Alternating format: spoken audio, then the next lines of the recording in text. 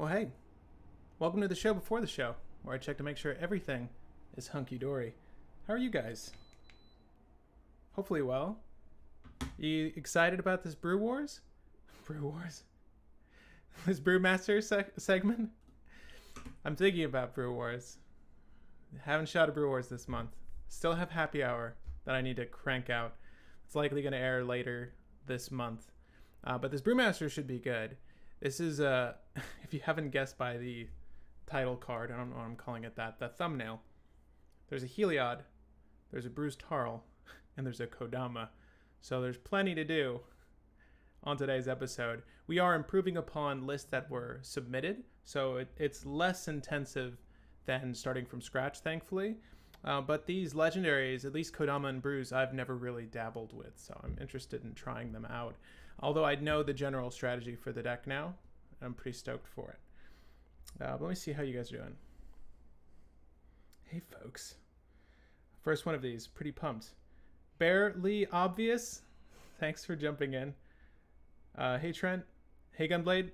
One of our brew masters in the queue here. Yo. Hello, love the content, even though I'm a filthy blue player. This is Stefano. It's okay. It's okay. It's funny. I play blue. People don't realize this, but I play blue, just not in Commander. I do. It's crazy to hear. And normally in a draft situation or like a sealed situation, I almost lean towards it because I feel like I understand it well and I play it okay. But normally when I'm drafting or playing cube, like I'll play blue pretty frequently. It's just not in Commander. I find the strategies almost always lean towards the I win the game card, which is just a little boring for me. So I do savor those handful of legendaries that rely on scenarios outside of casting, at least right now, Thassa's Oracle. Otherwise, I like blue. So Stefano, you're fine. You're fine. Let me see here. Graydon, hey, I'm excited for this episode. I'm glad you're excited. And Nick Schmans, I'd just like to welcome you as a fellow brew buddy. Thank you for joining the membership program here on YouTube. Something I'll talk about before we start this show as well. The small talk part is my favorite part of the video. I'm glad you're here for it. Yeah, if you guys have any questions about Innistrad Midnight Hunt or anything in general, let me know. Happy to help.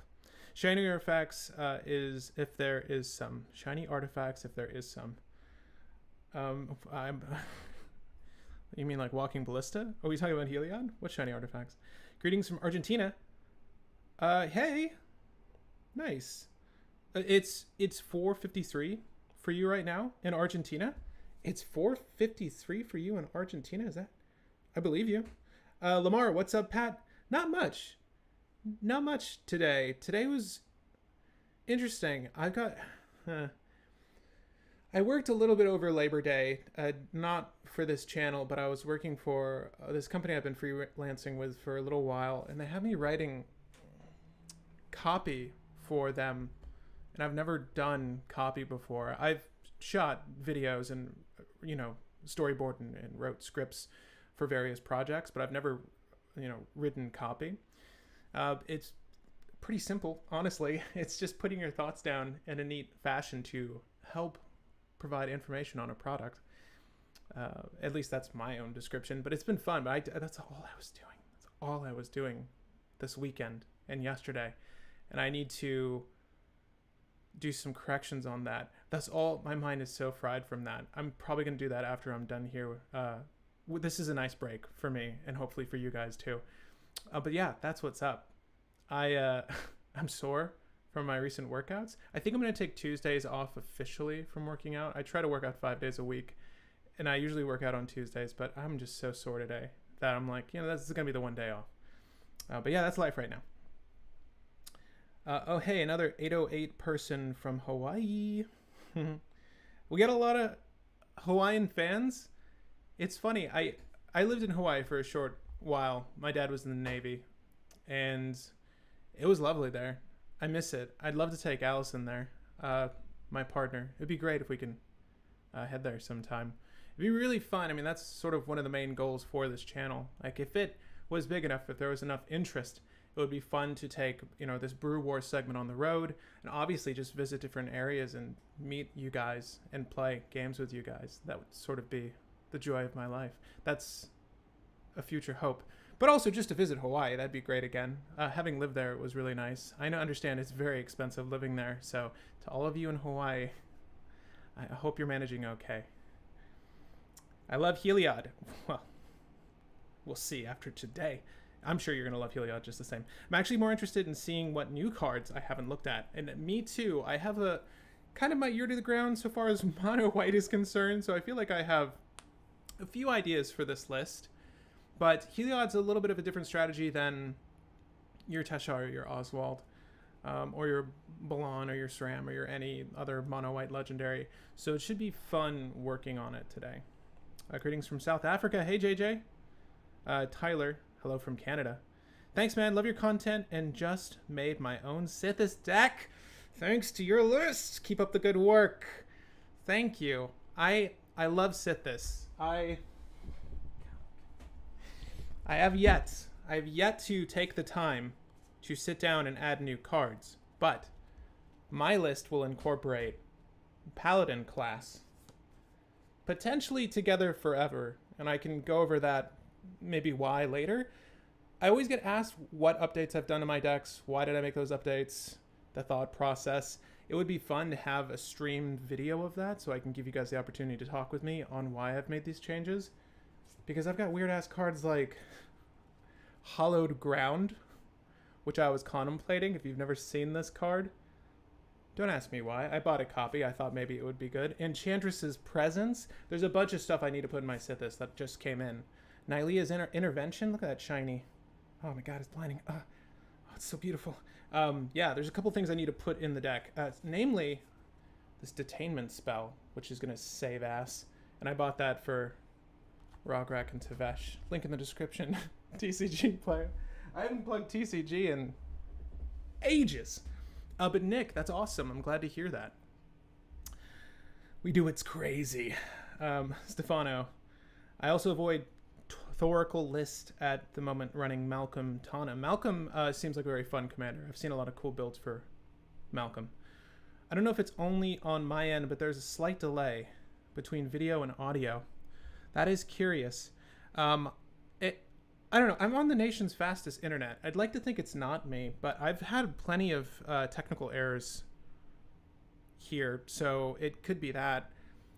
This is running at 30 frames per second. This is outputting at 30 frames per second. This is recording to match that. So it should be good. Hopefully it's not the same for everyone, but you can let me know. That's why we have the show before the show. There's a slight delay. I'm not much of a mono player, but Godo is the way. I've heard this. But I'm looking for more combos with Heliod. Well, I guess we talked about that. Oh, sorry, I missed last week. Commander Night went on longer than expected. Ruben, you're totally fine. Hey, if you're doing Bruse and Kodama, you should use Lurking Roper and Famished Paladin Lifelink combo. I think I know the Famished Paladin's the one that untaps, right? I don't remember Lurking Roper, but we can look into that. I'm sure that's a thing.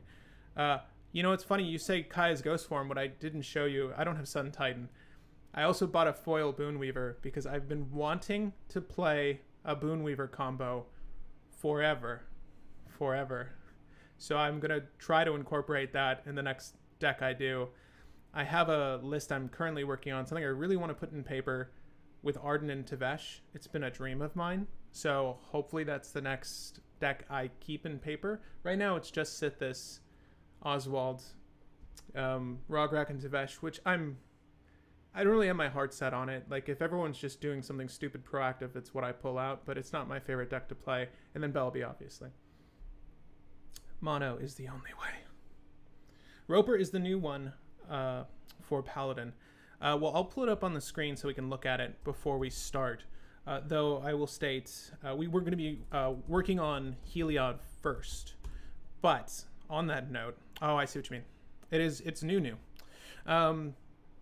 Yes, all the links are in the description for the decks, provided you want to follow along as we do the thing today.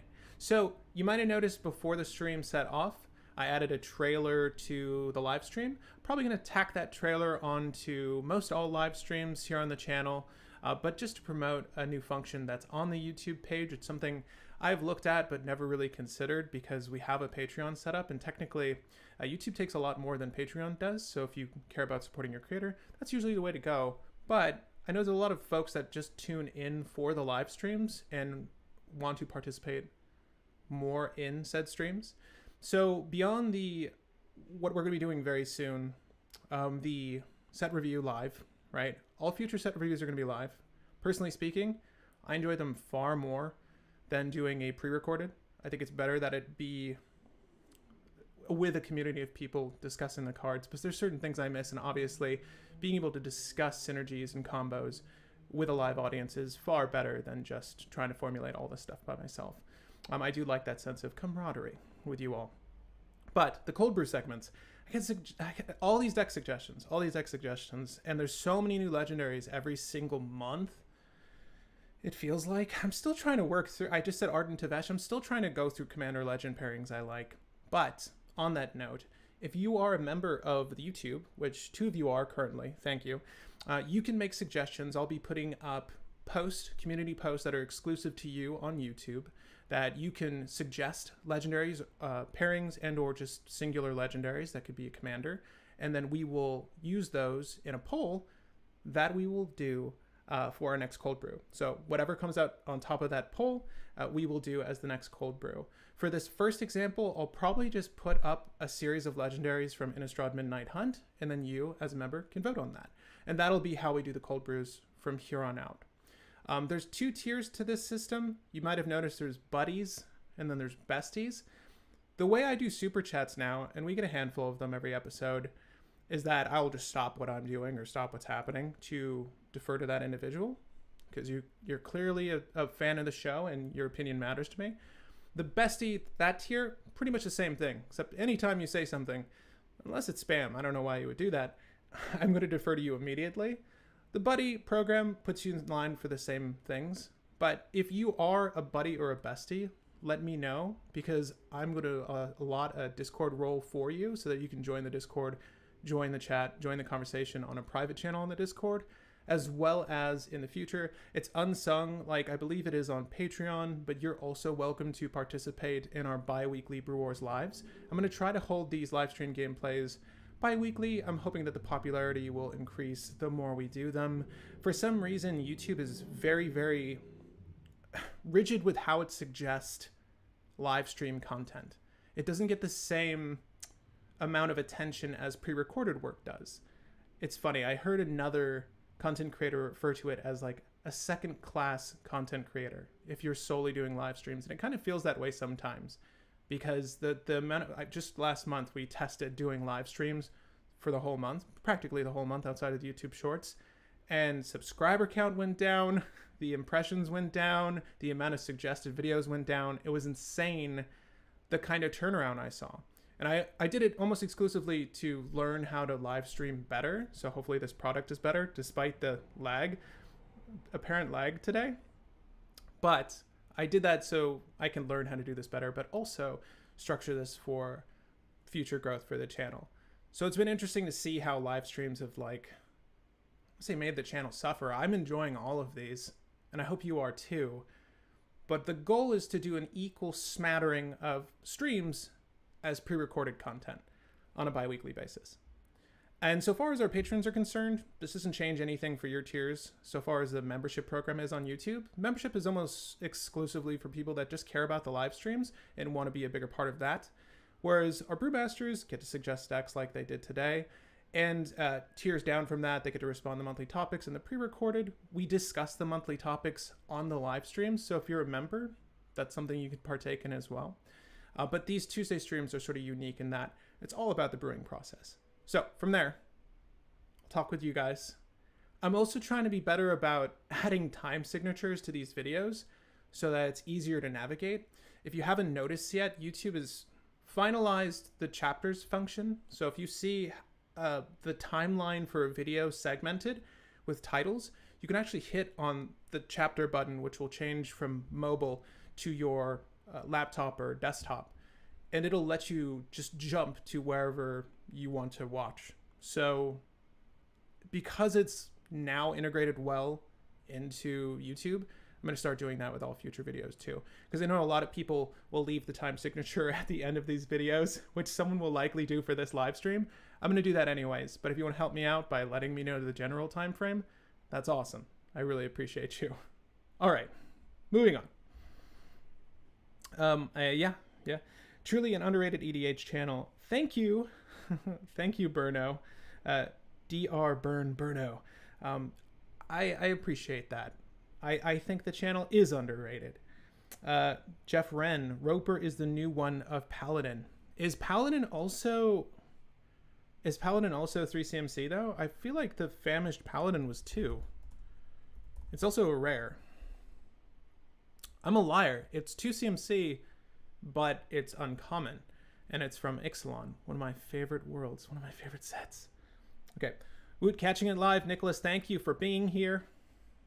The new old Stick Fingers card seems like it'll be a very consistent Necrotic Ooze deck. Yeah, we can talk about that. Hey, I'm watching you on my living room TV. Diogo, do you have one of those remotes where you have the keyboard on the back, or are you able to control it with your phone? Because I've seen that too. But you type that perfectly on your TV. Why don't we go, let's just go to the screen and look at some of these new cards, because I feel like looking at them with you guys, specifically Stick Fingers, as he's being referred to. But here, you can see what I'm seeing. I don't remember this Arlen. Don't remember that Arlen. I'm sure it was spoiled earlier. But this is the card that was being referred to. This is one of the ones I'm kind of contemplating so far as a first cold brew suggestion. This Wilhelm, I think his name is Wilhelm, the Demir guy, and then whatever you guys want, honestly, members in particular, we can put this up on a poll and we can discuss which ones we want to see. And again, if you've never used the community channel on YouTube, you'll see posts pop up from me weekly, 3 times a week. But if you go to the home page, you can hit community, and that's kind of exclusively where our members will go for their exclusive post and content. So if you go there, that's where the polls will be. And obviously, I'd love to have a conversation on this. But this card's kind of linear. Speaking of Godo, old Stick Fingers for X in Golgari, legendary creature horror. When you cast this spell, reveal cards from the top of your library until you reveal X creature cards. But all creature cards revealed this way into your graveyard and the rest of the bottom of your library in a random order. So you never are in fear of decking yourself. Maybe that was part of a strategy you wanted to deploy, right? Where I don't have any creatures and I dump my library into my grave, and then there's something you can do there. Unfortunately, this is only going to let you reveal and dump X creatures. So conceptually, the idea being is you would pump X equals, I would say like your typical Buried Alive setup, right? Someone mentioned Necrotic Ooze. You'd say Necrotic Ooze, Phyrexian Devourer, Walking Ballista, or you can say Triskelion. It doesn't matter. Either one of those two will do the same trick. Then the idea would be that your deck is of a high enough CMC that you can exile your deck, ping people for 1, and ping at least 120 damage is worth, because we're doing this on turn 1. We are immediately casting old Stick Fingers. So let's just do the math. That's Golgari at least.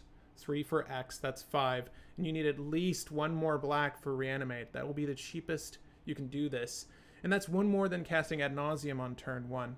The difference being is, I have 5 mana regularly in Rograk and Tevesh on turn 1, but I don't always have Ad Nauseam.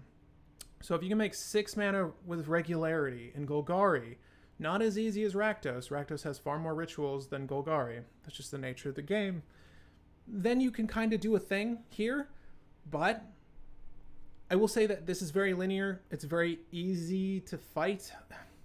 If you're, not to say you should spec for this player, but if there's a Graph Digger's Cage, if there's any grave hate whatsoever, you're really stunted. So a lot of removal, a lot of ritual ramp, a lot of artifact ramp, and then obviously what everyone was just dictating there, the Necrotic Ooze piles. One of my favorite things right now is Scourge Familiar Asmodeus. You probably just go straight for the kill with this one, it would not hurt to put in other viable strategies. And again, if there is any sort of grave exile, or anyone exiles something important from your grave, like your Necrotic Ooze, the only thing I can think of off the top of my head that works in these colors is Rift Sweeper to find stuff from exile, but that's a creature, so then, you know, we're not gonna... We would need to put an additional 1 into X to ensure we hit our combo creatures with Rift Sweeper. But then again, you're putting Rift Sweeper in the same perils as these other creatures. It's interesting. It's something we can do, and I would be interested in doing it with you guys if it's something that you want to do for Cold Brew. It's something we can say now. Okay. Let's see here. Controlling with my iPhone. Yeah, see, we have pals that have like a Samsung. They can do that as well. Good evening, brother. Brandon Sprung. Good eve. Good eve. We're going to start this one soon, I promise. Try to keep these down to 2 hours, but the show before the show is always much longer than 10 minutes. Hello, weird question. I feel like almost all the big MTG channels are on the West Coast. Am I crazy and thinking? No, you're not. I think you have to move to LA. Elliot, I don't know. I don't know. All I can say about my channel is I don't have any clout or previous fame or success or an agent behind me or my name. So I've immediately set up for failure so far as the entertainment industry is concerned.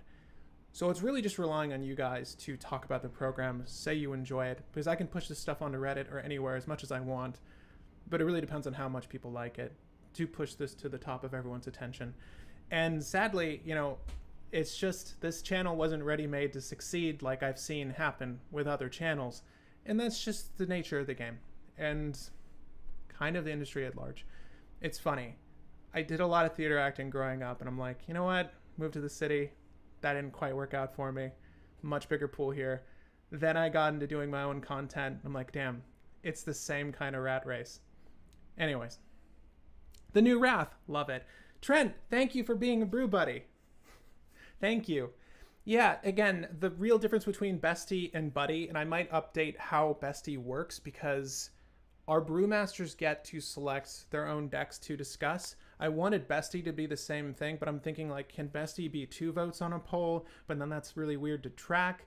So really it came down to, well, normally I pass my attention to super chats as they occur. So I'm like, well, that could be the thing for these live streams that is of more importance than making a suggestion for a deck. But I don't know.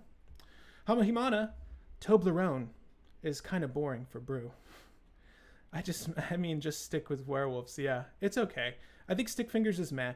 Great, and I'm gonna kind of agree. I want to push it though, because if it can be pushed, then we should push it and see how it works out. Also GB plus 4 mana. Yeah, and then you also need, but bear in mind, that's like reanimate in hand. And you can say, oh, I'm gonna mulligan really aggressively. Well, sure, you can mulligan really aggressively, go down to 4 cards, and then what is your hand afterwards? So you got the Jeweled Lotus, you got the land, you got an Ancient, okay, so Ancient Tomb, Jeweled Lotus, reanimate, and you a Dark Ritual. Was that the dream hand? Yeah, that's 6, right? That's 6 for the Jeweled Lotus, Dark Writ off the land, and then reanimate, right? What is the probability of you having that every single game? I think it's low, guys. Not to talk you down from doing this. I just don't think it's going to be as practical as everyone wants it to be, but I want to push it too. I think it's more of like a turn 2 win, logically. Definitely more of a turn 2 win. Whew. Rarely get to catch the live stream. Glad I could today. Quick question. Are you worried about the amount of exile effects Wizards has been printing? Exile for Grave or exile in general? Exile for Grave, like the most recent one I can think that's really damning. We had the Envec Girl as well for Modern, but we also had Dothy Voidwalker, which is brilliant. That kind of Grave exiling, I'm not too concerned, although I think Underworld Breach players should be concerned. I feel like it should be the prevalent counteraction to those strategies. The only issue is everyone is on those strategies. So rest in peace, the king of them all. Still not really played. If you mean like exile a target thing, I'm happy for it. Like I just bought Angelic Ascension for Oswald because I gotta tell you, I don't want you to see that card anymore. And no one plays Pull from Eternity, Rift Sweeper, any of that shit. So I'm actually happier with more exile. Pat, keep doing what you're doing and you're bound to grow. But even if you look at playing with power or play to win, other cEDH channels, they aren't that big as well. Yeah, I think the people that have been doing this longer have kind of found their way ahead of the pack, and that game of catch up is never really going to occur. I don't imagine. And so far as the growth of like a YouTube channel that does exclusively MTG content for the Commander format, despite how popular this format is, it's just rough waters. It really is. There's other stuff I want to do because I love entertaining people. So that might need to be for another channel, or this channel might need to be rebranded. I don't know. But my goal is to keep this doing the same thing I'm doing here because I enjoy this. But yeah, it doesn't make enough. But also, it's very taxing. You know, I don't like looking at numbers constantly, but I have to figure out what is worthwhile doing anymore. And sadly, like stuff like the YouTube shorts for Davil and Luca, like those just aren't popular, but I enjoy them so much. But I don't think I can really do them after this 4-part series is done. We'll see. I'll do like a few one-offs, but stuff like that, like those decisions. I'm like, what is popular? What do people want to see? Because people aren't tuning in for everything. Sadly. I do bestie, but overlap seems similar to a Brew crew thing. No, that's fine. I appreciate it, Trent. I really appreciate it. Brew crew, yeah. I think the Patreon's got benefits lined up really well, but if you're more concerned about your voice being heard on a streams being something that I'm sort of leaning towards now, I think the membership program here is good for that. I'm curious to see what bestie looks like in the chat too. I don't know if it's distinguished differently. I would assume it would be, but we'll see. Stick fingers, yes. How do you feel about Turn the Earth from this set, Pat? This is the last one I'll look up, and then I think we should start. If only for Gunblade Knight's sake. This one. I think that this is fine. I saw some people referring to this as a way to stop the Thoracle win. And this is under the assumption that Thassa's Oracle, which is double blue, is the only thing on the battlefield. And yes, it would work in that instance. I do think that this is actually really good for... Don't I wish this were white? Because Oswald would love this, right? But this is just a good way to recur some things back from your grave. Or save some things. This Turn the Earth is going to be in stick fingers. How about that? Because we need to save those things if they're going to get exiled, right? So this is a good way to just put them back, do the thing with stick fingers again, right? And with stick fingers, you can culling the weak stick fingers, or there's a couple of ways you can make mana off of the cast and then go try the thing again. So we'll see. Turn the Earth seems fine though. All right. More Return from Exile. I mean, it is an active zone in the game, and they just don't really think about it as often. But yeah, I can agree with that. They don't have very many ways to return from exile, or at least usable ways.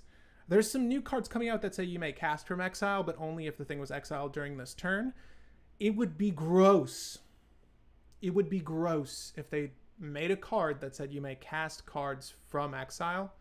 You know, things like Eternal Scourge and Squee and all that stuff, yeah, they exist, right? They have that text on them. But I mean like a sorcery, like Yawgmoth's will, that said you may cast cards from exile and then put them in your graveyard or some shit. Obviously, the loops would be perilous and endless, but imagine if they did that. Welcome back to the 99, where we're focused on brewing a better competitive commander. I'm your host, Patrick Marlett, and this is Brewmaster, where I take the suggestions of our Brewmaster Patreon members and bring them home to you. So today we actually have two lists that are based off of pre-existing lists, so it's a little bit easier on us. Normally, if the list is made from scratch, they get their whole episode to themselves, but today we are going to be focusing on Heliod and a Kodama Bruse Tarl combo. So the first one I want to look at today is, of course, the Heliod deck, which I'll pull up now. But before we begin, there's a quote from Gunblade Knight. I wonder if you remember stating this, because this one was suggested quite a while ago. We have a queue here. 1, 2, 3, 4, 5. Long-standing queue, but I'm excited to get to all of these. But the idea here is to improve upon God. I'm wondering if there's any way to improve my Heliod list, especially with the most recent sets. That was all that was stated, so my goal is to do just that. And what is Heliod, you ask? What is a Heliod? Well, I'm glad you came today, because I'll help you with that. From the same set that brought us Thassa's Oracle and Underworld Breach, Heliod Suncrowned. For 2 generic, 1 white, legendary enchantment creature, God. 5/5 body, indestructible. As long as your devotion to white is less than 5, Heliod isn't a creature. Whenever you gain life, put a +1/+1 counter on target creature or enchantment you control. You can also pay a generic and 1 white, another target creature gains lifelink until the end of turn. So if we have any professional Heliod players or professional mono white players or just anyone in general that enjoys and digs a lifelink / Heliod combo, let me know, because I'm happy to chat with you on this one. But we're going to be fixing this up for Gunblade. I say fixing this up. That's not necessarily true. We're going to be revising this in any way we can see possible to get the best Heliod Sun crowned. Now, I'm uncertain if Gunblade revised this to any extent. This is actually just a simple copy and paste of the initial list that was sent to me. But that's my own personal folder. In case you're wondering, there's a folder for the Brewmaster list and a folder for the Cold Brew list. If you actually follow my Tapped Out account, you can see every single deck we've worked on. And I think it's nearly 50 at this point. We're getting there. Really close to it.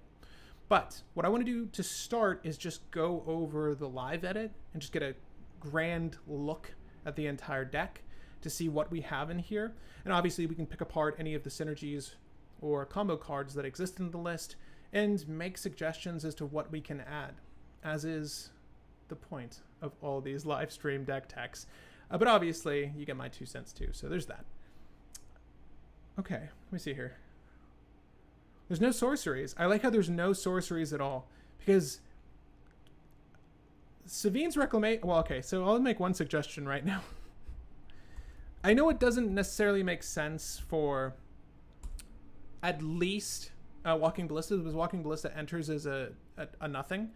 But Savine's Reclamation is kind of an important one in my book. It's one of the only white sorceries I recommend. I think it's one of the only white sorceries I use in Oswald. In any of my mono-white lists, it's one of the only ones you go for, because it just recurs pretty much anything in the world of cEDH, 3 and under. So for 2 generic, 1 white sorcery, return target permanent card with a mana value of 3 or less from your graveyard to the battlefield. If this spell was cast from your graveyard, you may copy this spell and may choose new targets for the copy.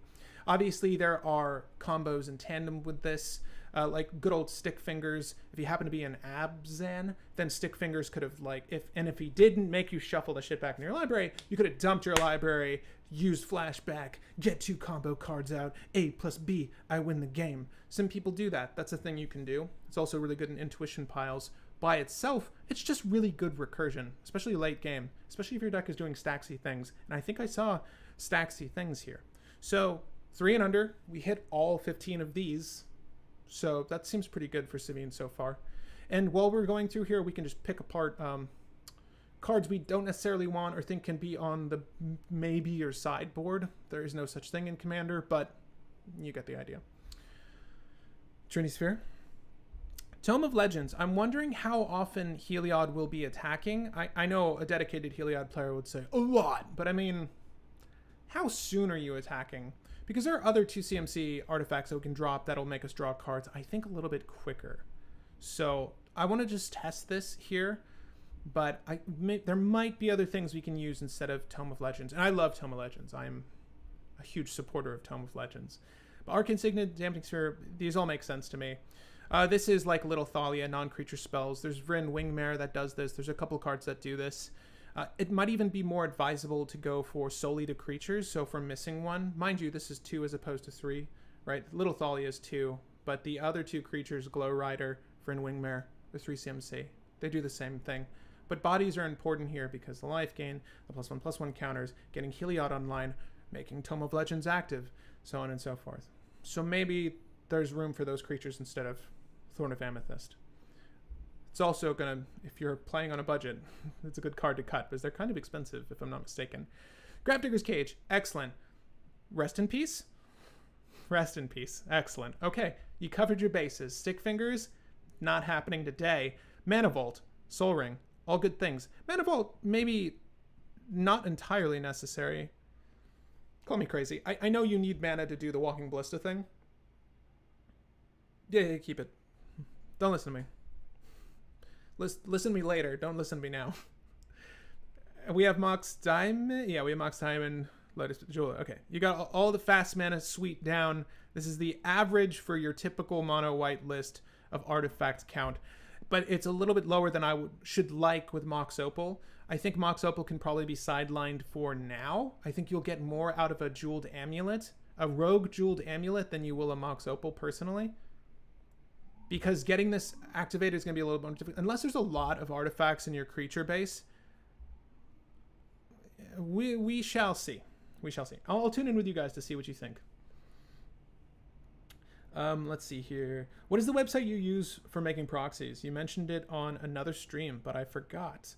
Diogo, the website I use is Make Playing Cards.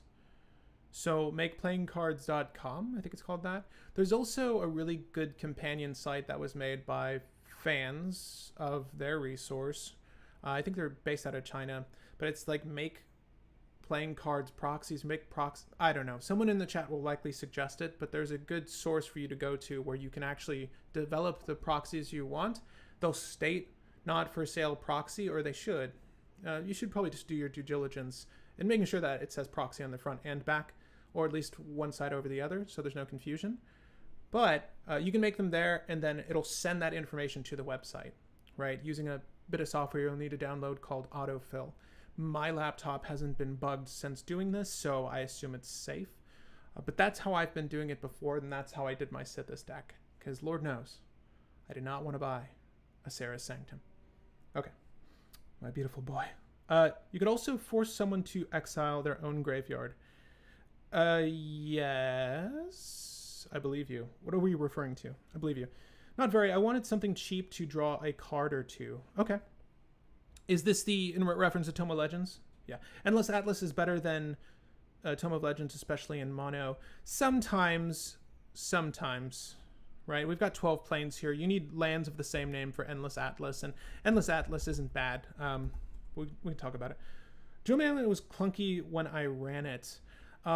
I believe you. Let's see how many points of interaction you have, and then we'll see how clunky it is. Because the point being for a Jeweled Amulet, it's to give you the mana and access to do some of these things. The only issue is you have a lot of taxes, just so far as I can tell. Obviously, something like Damping Sphere isn't going to stop it, but Trini, Thorn of Amethyst will. And based on your creatures, a little Thalia. Okay. We'll see. I'm not even sure it's entirely necessary, nor Mox Opal. So we'll keep it as such for now. I like Jeweled Amulet a lot, though, in monocolored lists. You're not trying to build up to anything really in particular, but Jeweled Amulet at least gives you the opportunity to have a turn 2 Archon of Emeria, a turn 2 even Mind Sensor on someone else's turn. You know, you can stockpile the mana, hold it, or you can even put down your Heliod early. You know, why the heck not? It's not clunky in that sense. And there's a bunch of stuff that you want to cast here. Looking at you, Ranger, Captain of Eos. So I could see that being more fulfilling so far as this deck's strategy is concerned, putting these things down, because it's also giving the white you need. Whereas I feel like a Mox Opal will probably be offline for the most part. Unless you're really successful in stacking the board out and it's at like turn 7, Mox Opal should hopefully be online. If it's not, then that would kind of suck. Is Tome good really when you have an aggro strategy, or you find it good in general when outside of that?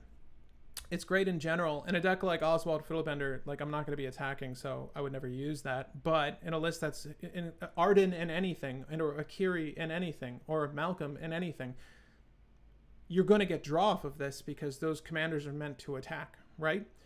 But by and by, it's pay 2, you have a page counter on it, and you can draw a card later. So that investment is already fulfilled. And mostly, I would say that if this is on curve before your commander, before your Planeswalker legendary that can be commander, this is a good way to get more page counters on it. Obviously, Tevesh is not going to let you utilize this to its fullest. If you're using Jeska and Tevesh, don't use Tome of Legends. But if your commander can attack Tymna, this is a good card. And yes, that feels like a weird redundancy in Tymna, but I even put it in my list that incorporate Tymna. I like Tome of Legends a lot, maybe too much. All right, let's look at some of these cards. Triskelion is a backup for Walking Ballista. If you guys don't know the Heliod combo, I'm going to say it very quickly. Heliod Suncrowned. Whenever you gain life, put a 1/1 counter on target creature or enchantment you control. Walking Ballista, Triskelion, remove a +1/+1 counter, ping something, anything. Planeswalkers, creatures, players. Ooh, the choices are endless. Heliod provides lifelink. Damage provides life. Life provides +1/+1 counters. That's all we need to know. So there's one combo right there. And we're going to look through everything else. Archangel of Thune is really interesting. Whenever you gain life, put a +1/+1 counter on each creature you control. This is great. If we had another way to provide lifelink, we wouldn't necessarily need to rely on Heliod. Though Heliod is generally, if you ever played Heliod or ever fought against a Heliod, it's kind of hard to remove Heliod being an indestructible enchantment. So already, most folks aren't concerned with enchantments. Like, we don't really pack removal specifically for that, where you might in a list pack removal specifically for artifacts. So removing Heliod from the get-go is already difficult, and it's not oftentimes a creature. In this list, it looks like it will be a creature. So if you have a way to exile a creature and it's on, well, then that sucks. And as we were mentioning off the bat, there are actually more ways to exile creatures now than there have been before. So Heliod probably going to get pinged. But if you had a way to provide lifelink to these creatures, Triskelion and Walking Ballista, then you can actually do the same thing with Archangel of Thune. But I don't think she is necessary by and large. I do think for a go wide, swing, do damage kind of board strategy of 35 creatures, then maybe it makes sense because you're going to be gaining life, either from Archangel of Thune, who happens to have lifelink. If you guys also don't know, there's a Spike Feeder combo with Archangel of Thune. We're in mono white, but that's generally why you see Archangel of Thune in decks. Here, it just seems to be for the go wide strategy. Angel of Destiny, and I'm going to go through all these categories and then I'll defer to the comments to keep up with you guys. But we'll look at the creatures first and decide what can stay, what should go. Angel of Destiny. Whenever a creature you control deals combat damage to a player, you and that player each gain that much life. What's cool about this card, though, and it's cool seeing it played, Gunblade. At the beginning of your end step, if you have at least 15 life more than your starting life total, each player Angel of Destiny, attacked this turn loses the game. This might be the one deck that can get there, because generally speaking, people don't really care about your Heliod gaining life. I hate to say it. It's not really a big concern for many people. It's just a byproduct of what the deck is trying to do. So Angel of Destiny can actually pull weight. It is kind of shitty that the Angel of Destiny is slow, right?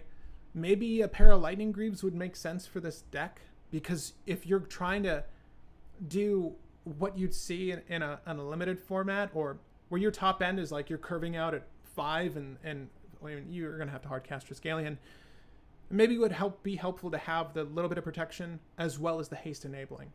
Because that way it's not like you're just dropping Angel of Destiny and then it's just Angel of Destiny. You would have attacked with Angel of Destiny and you could potentially knock someone out on the same turn, right? It makes this more of a threat. Not to say you need to put in the Lightning Greaves or the Boots of Striding? Is that what they're called? I always want to say they're Boots of Striding. Strider Boots?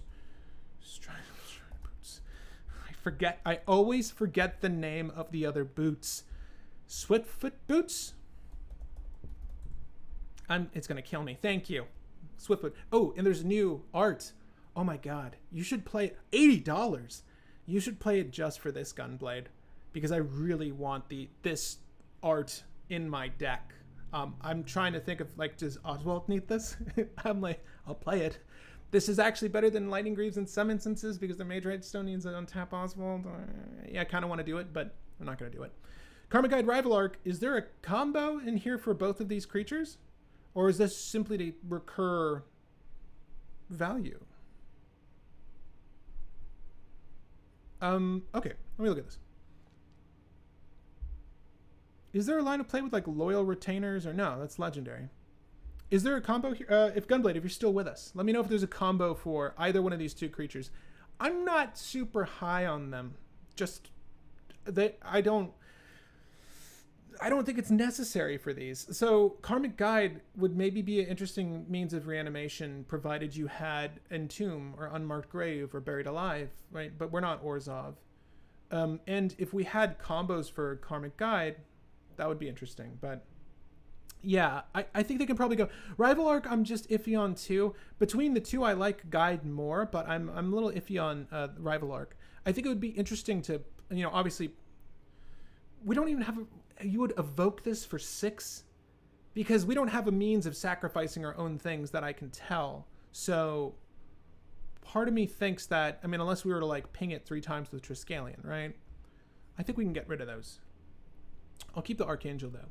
Linvala, Keeper of Silence, only because I play Oswald and it would make sense against me. Against anyone else though, generally speaking, the only creature-based strategies you see outside of the command zone are gonna be Razaketh. That's about it. But there's obviously Thrasios. I play Oswald. How many people are you facing that play Oswald? There's not that many strategies that really care about creatures activating.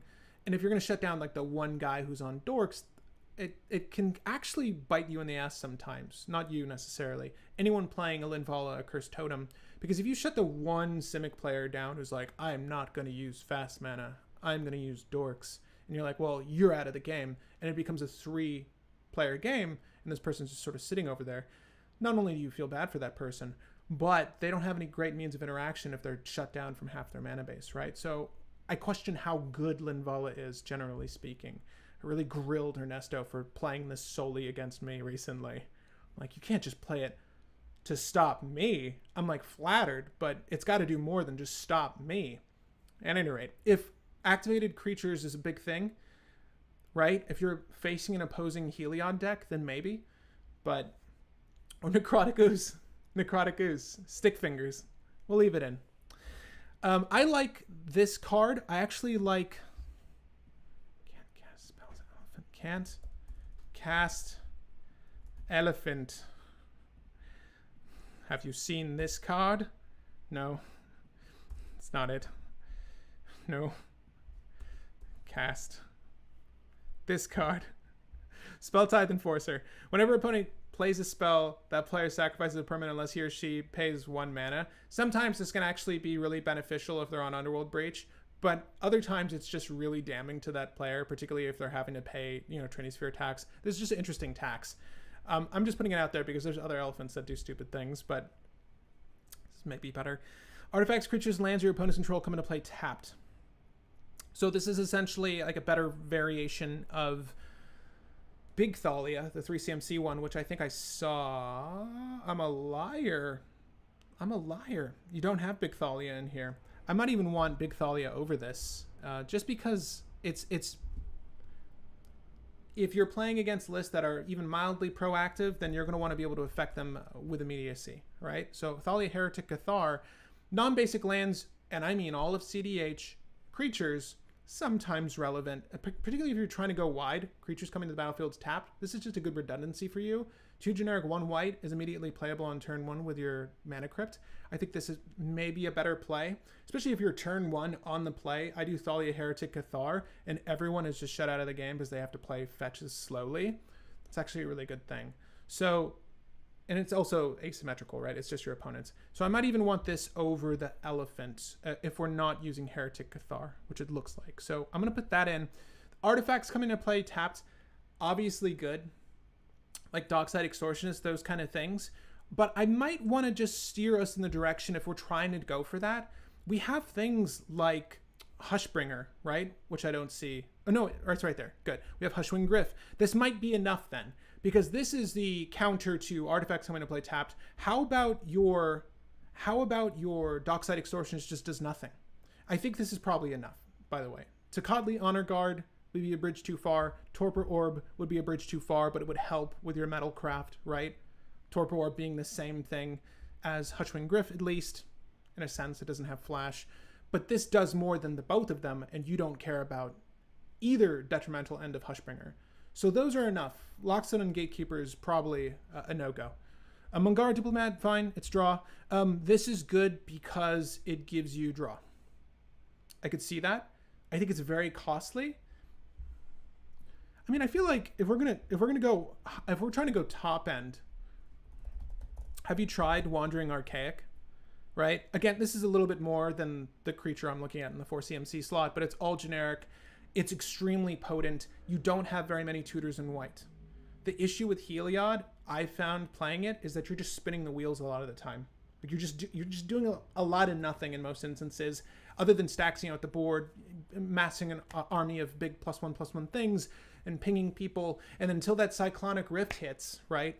And then you're really out of it.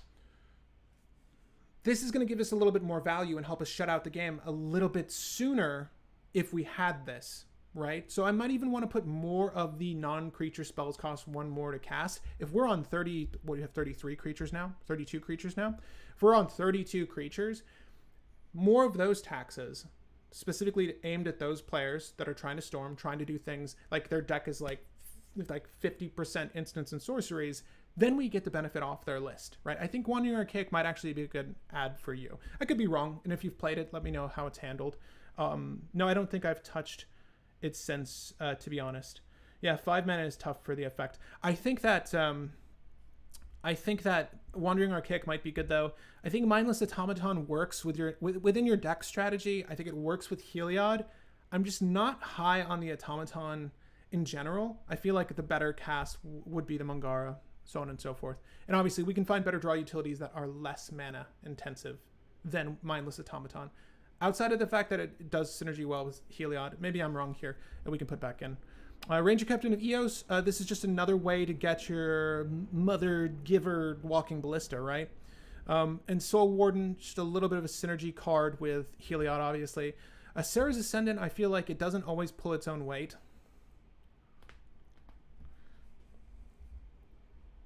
I'm not really high on Sarah's Ascendant. It's like, is it really doing enough? Is it doing enough? Like, you're pounding the one player who cares about his life.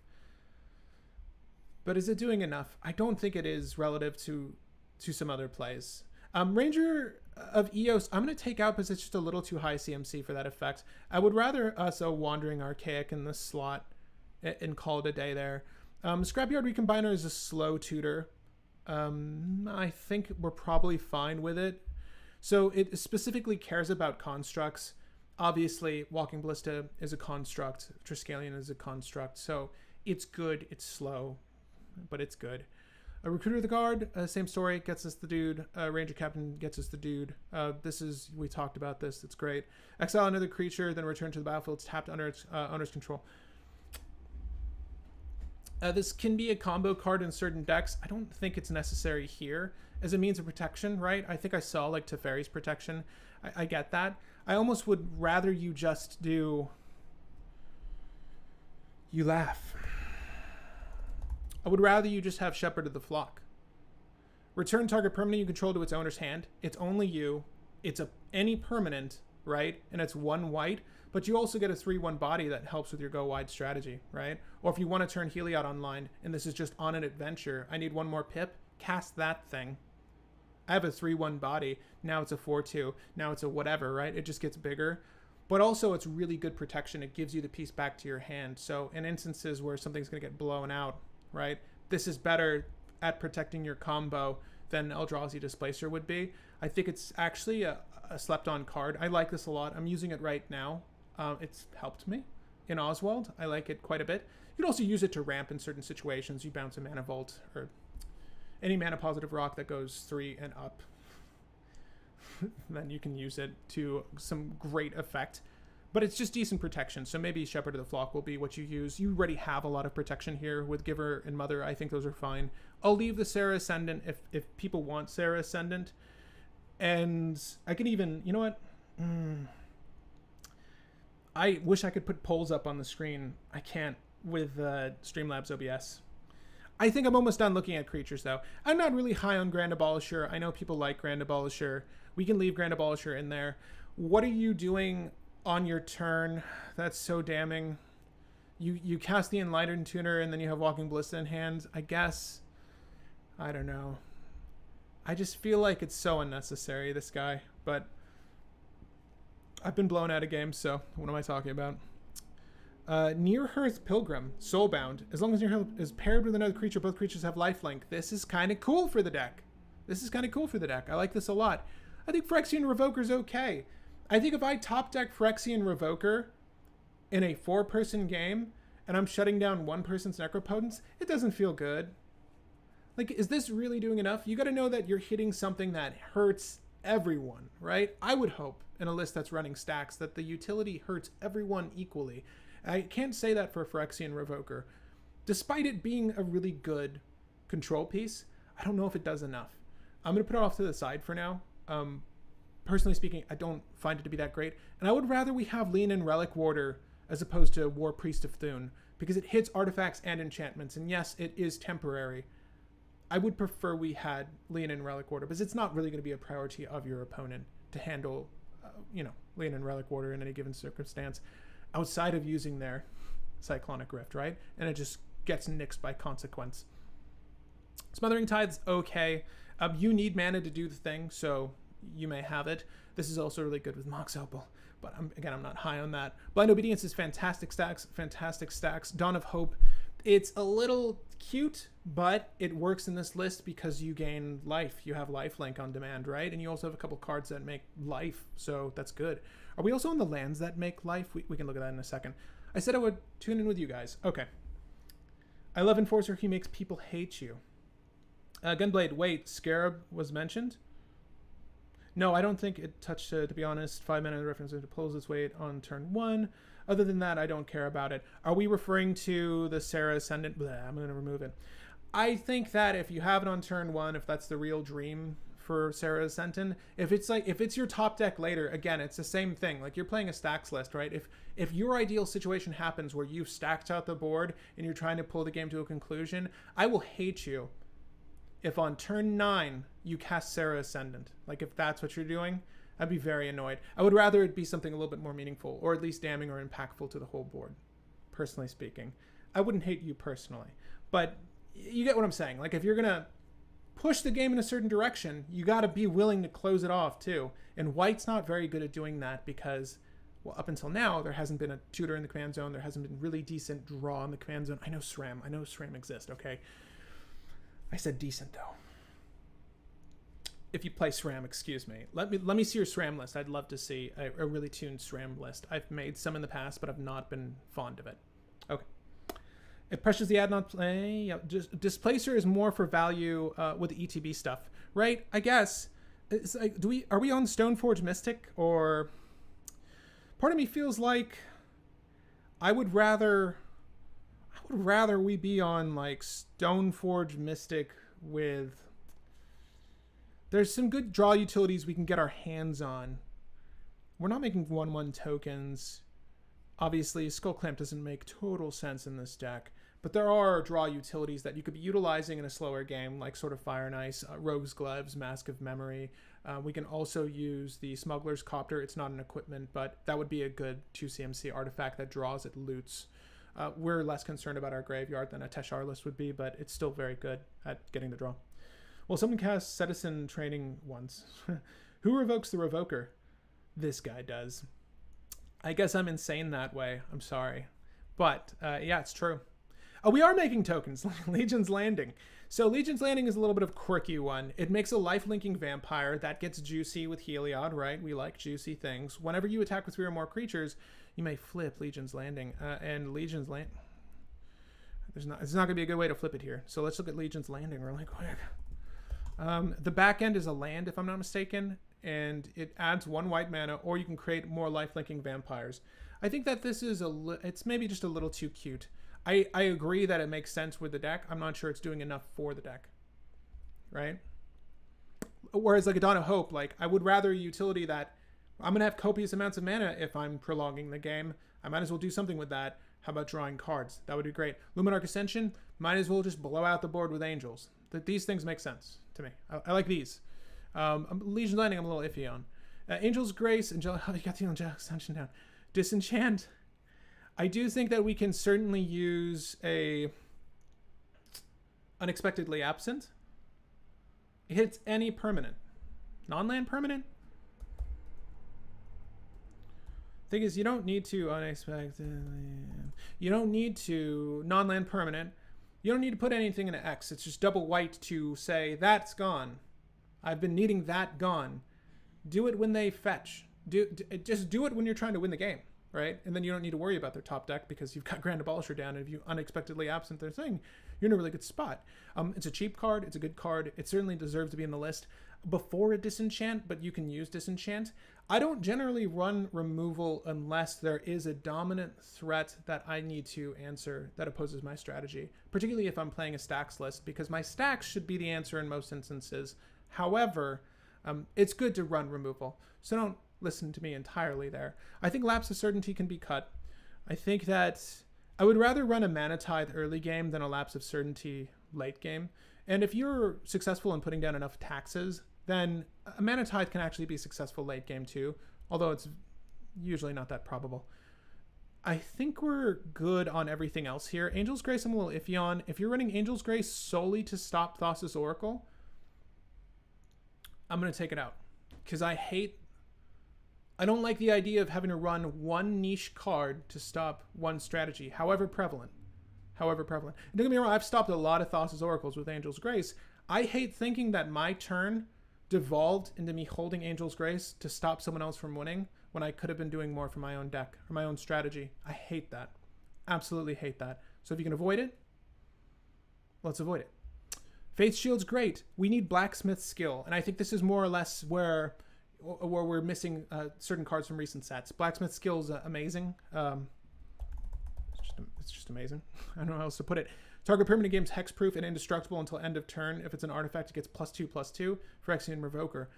Just a baller-ass little bug. 4/3 at this point.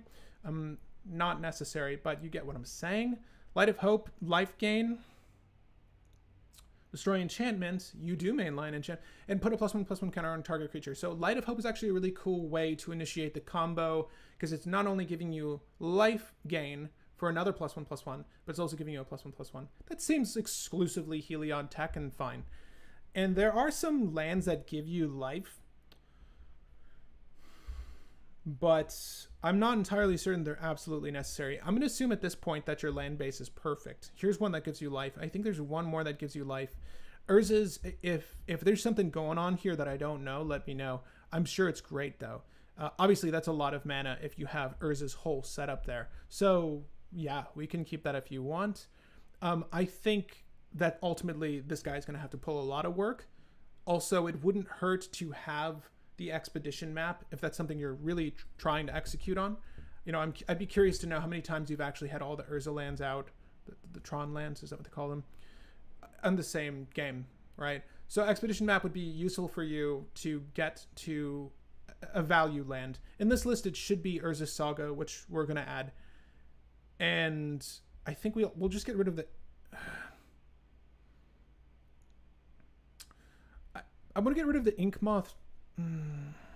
I get why you have Inkmoth Nexus, right? Because it's a creature you can put +1/+1 counters on. The +1/+1 counters don't diminish or go away from this. It's just a poison creature. So this actually helps you close out the game. I like this, actually. I'm a little bit more keen on it than I thought I would be. I think Bonder's Enclave is okay. You're going to have it on some of the time. Obviously, War Room's a little bit better. I'm not high on the Castle Ardenvale. We can take that out for the Urza's Saga, and we'll call it a day there. So we have 14 cards we need to replace in this deck, and I suggested a lot of things that I'm not going to remember off the top of my head. So I'm relying on you guys to help me out. Let's start. Urza's whole setup, new card in Brothers War. Yes, I really hope so. It's like a 2-field, put down the factory, put down Urza, put the whole setup on the field for 5 mana or whatever. It would be equivalent to the amount of mana it costs to do all that. That would be crazy. It costs 1 less for each construct and Urza you have on the battlefield. How about that? Urza lands are never worth unless you have several ways to tutor them. Yeah, and if we're trying to do that, we can do that, right? It's not crazy. Portable Hole. Yes, Paladin class. Okay, so I am taking suggestions starting now. What cards would you say from recent sets would you want to have in this deck, right? So we have this, which is unique effect. The creatures get +1/+1. The level 2 here is actually valid because what this says is that if I've invested mana into level 2, I can just play Walking Ballista for nothing and then have the setup by just putting a counter on the Walking Ballista, by putting lifelink on a creature and attacking, putting the counter on Walking Ballista, and or any other method really of life gain to just get the ball rolling on that, and it's less mana intensive on you, the player. So maybe it makes sense. It's also kind of doing what Grand Abolisher does, but not really, right? We can do that. I wouldn't mind trying Paladin class, but I will put it on the sideboard for now. Card not found. Card not found. Am I spelling it wrong? Put it on the sideboard for now. I did say lean in relic order, right? Relic, nope. Lean in. Lean in relic order. I do want that. I said blacksmith skill. Urza's Saga.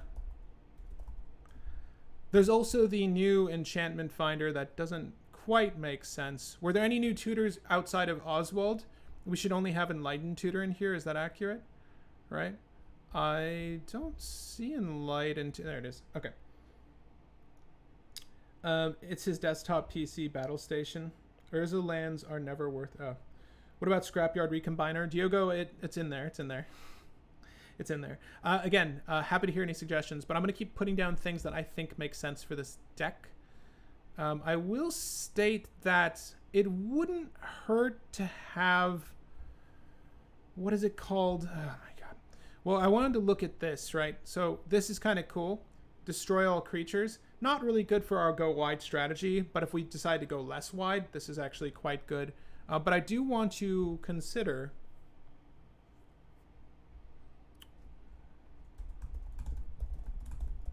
What is the commander spell for white? It just makes everything indestructible. That actually would be useful for us. Flawless Maneuver if you control your commander. I think Flawless Maneuver is not bad for this list because of how essential Heliod is to the combo, right? I think that this would be actually quite good and advisable. Unexpectedly Absent is the one I said I wanted, so we'll add it. And I'm still listening. Mana Tithe, Idyllic Tutor. I don't usually go for 3 CMC tutors, and the only unfortunate bit about Idyllic Tutor is it doesn't find artifacts. So what we want are search, library, white, and then what we'll do is just look at the most recent ones. So by date. Is that not an option anymore? Release date. Okay.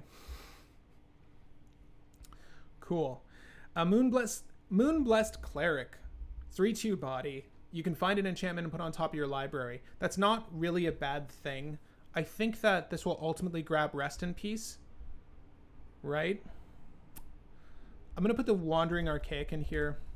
I mentioned it. I think it's a good top end for you. I think the Moonblessed Cleric, and again, I'm sure there's going to be a guy with a really high-tuned Heliod list. But so far as what I see you're doing, this feels more in line with what you're doing. So let's just keep going this way. Where the hell are you? There we go. This is the kind of enchantment tutor I want. Yes, I know it's to the top of deck, but isn't Idyllic Tutor? Wait. What was Idyllic Tutor? I like it better than Idyllic Tutor is what I'm saying. Put it into your hand. Whatever. It's fine. We'll get over it. I put Urza's Saga already. Loyal Warhound. Oh my god. Do we need that? I'm just checking all of our search engines again. I'm trying to see if there's anything I missed that would be good for this particular list. I don't really think so. Legendary card or Saga. There's nothing of relevance within those two categories. Nope. Not that I can think of. And Expedition Map is one that I was saying would be interesting. I don't know if it's necessary for you, but it is something that you can do if you really cared about the Urza lands. And again, we're operating under the assumption that those are perfect where they are. I think that we will add Stoneforge Mystic because I kind of want to add some more, give this a light Voltron package, right? So long as she has two decent options, right? And in my mind, a decent option for you would be, let's look at them. Draw, equipment. See if there's anything new. There's usually not that much in this category. But obviously the flight is amazing. It would be kind of cool to go for the Basilisk Collar. I wouldn't say that this is an absolute necessity, but Basilisk Collar gives you Death Touch and Lifelink. This means that your pingers will kill anything, and they're also giving you +1/+1 counters while you're doing it, right? So that's actually not bad for this list, and that's something that you can find with the girl. But we have Mask of Memory, we are opting out of certain draw utilities, like Sword of Fire and Ice. I would probably kind of consider. It's just good at slaying shit. And the Zephyr Boots are good for evasion and also drawing. But yeah, I would say that Stoneforge Mystic, Sword of Fire and Ice is probably a really nice 1-2 punch. And then obviously you still have the Mask if you want it. And again, if we're successful at slowing people down, because we're adding Thalia, Heretic Cathar, right? We want Heretic Cathar. And again, whatever you guys say. J Boom says, ideally tutor. Kind of slow. Oh, definitely slow. Hey, what's up, man? You got some tequila and avocados again? Angelo, I have 2 avocados. I don't have my tequila with me. Last time we drank on stream, my God. Headaches galore. So I'm gonna hold up on those. Ursulens can go for something better. Gotta say, buddy, you were looking swole in your most recent EDH gameplay video. Thank you, Tristan. Thank you. Conqueror's Flail is the one you're referring to. Gunblade. Thank you. I'm feeling good. Feeling better. It's the diet of avocado, tequila, and working out. +1/+1 for each color is less relevant. Obviously, the more important aspect of this card is that people can't cast things on your turn. I think what I like about this over Grand Abolisher is that it's when we want it, we can find it. Where Grand Abolisher is like, we're never going to prioritize, not that we can, outside of Recruiter of the Guard. And it's not a big priority for me. Like, I'm not concerned about you stopping me. If you want to waste a counter on my Trinisphere, that's fine. Right? But this is nice because it's like, oh, I have the combo lined up. I can shoot for this and make sure that it goes through. Right? I think that's maybe better, but I'm not really high on either. But let's see where this is at. How about that? Notably, the 1-mana equipments are also used. Saga targets, not super relevant, but super synergy. And okay, so super fun synergy. We have Sensei's Divining Top, right? That's probably the best utility you've got in the 1 CMC slot, I think. We don't have Sensei's Divining Top. Well, that's Sensei's Divining Top. Just because I'm adding Sensei's Divining Top doesn't mean you need to keep it. I do think that it's kind of important that we have at least some element to help us dig as we're going along here, because we need to be able to push this game forward, right? We need to advance it in some capacity. And because Heliod is only really there for the A+B, we need to have things to fix that in our deck. So Sensei's is going to be good in this instance, right? What's the one Grafdigger from Kaldheim? We can use, it's not Winter Orb. It's, I know what you mean. I know the name. Oh my God. Weathered Runestone. Weathered Runestone. You can use this, I think. Yeah, why not? I think the taxes and the effects you have right now make sense. This is fine. Shadow Spear. So Shadow Spear, these are things that I have focused on before with a previous build that I did. But this is nice in the same sense that it gives you the lifelink. It gives you the +1/+1. What was the other one I had? I have a Heliod list. We're not going to defer to it, though. This is all off the cuff. We're going to make this Heliod on the fly, people. Shadow Spear is fine. Is this something that people use in this list frequently? I think the lifelink is nice. I feel like the collar is better. Lifelink and Death Touch 1 and 2 to equip. This is Trample and Lifelink +1/+1. We can add Shadow Spear for now. And hell, if this works, we gotta look at where our artifacts are, because then we maybe put Mox Opal back in, right? Let's try this with Mox Opal back in. And then do a few sample games with this. And I think this will hopefully be an improvement. We'll see. Shadow Spear is not bad. It kind of matches the art, right? Okay, let's try this out. Did I put Expedition Map? Did I? Is Emergent Zone good here? Are we winning off turn? Maybe. We'll keep this hand. Oh my God, did we get there? Again, the Tome of Legends, it can stay. Well, it's gonna have to stay. We already started, right?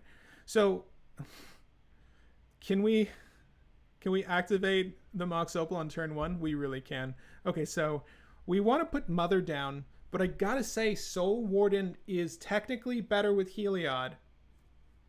Right? I like Mother more than Soul Warden. I'm sorry, Mom's gotta stay. Mom's gotta stay. Bonder's Enclave. Mox Opal.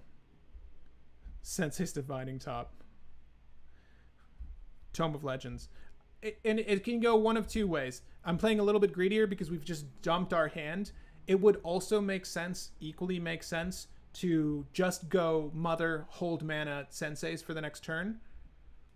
Okay. Let's do that. Let's do that. And we'll keep the Mox Opal open because it's active.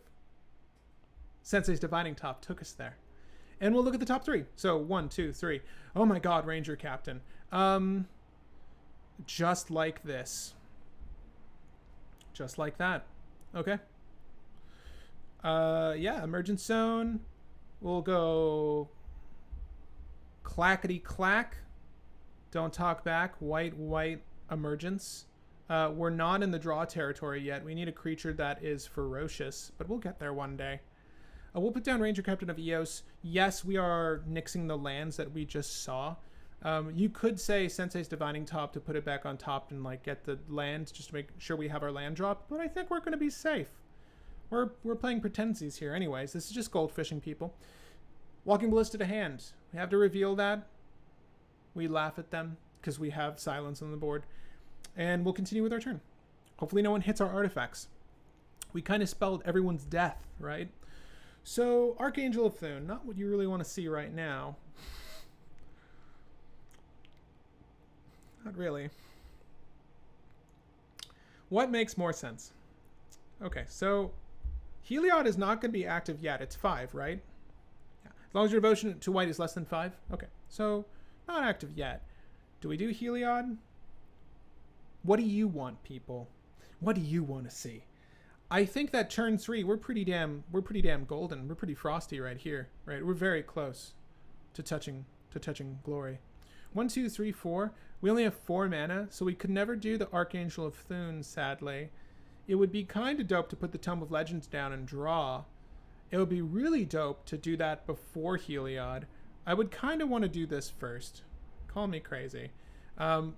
Because I know we need Heliod. I know we need Heliod. Damn it. I kind of just want to know what my top deck is.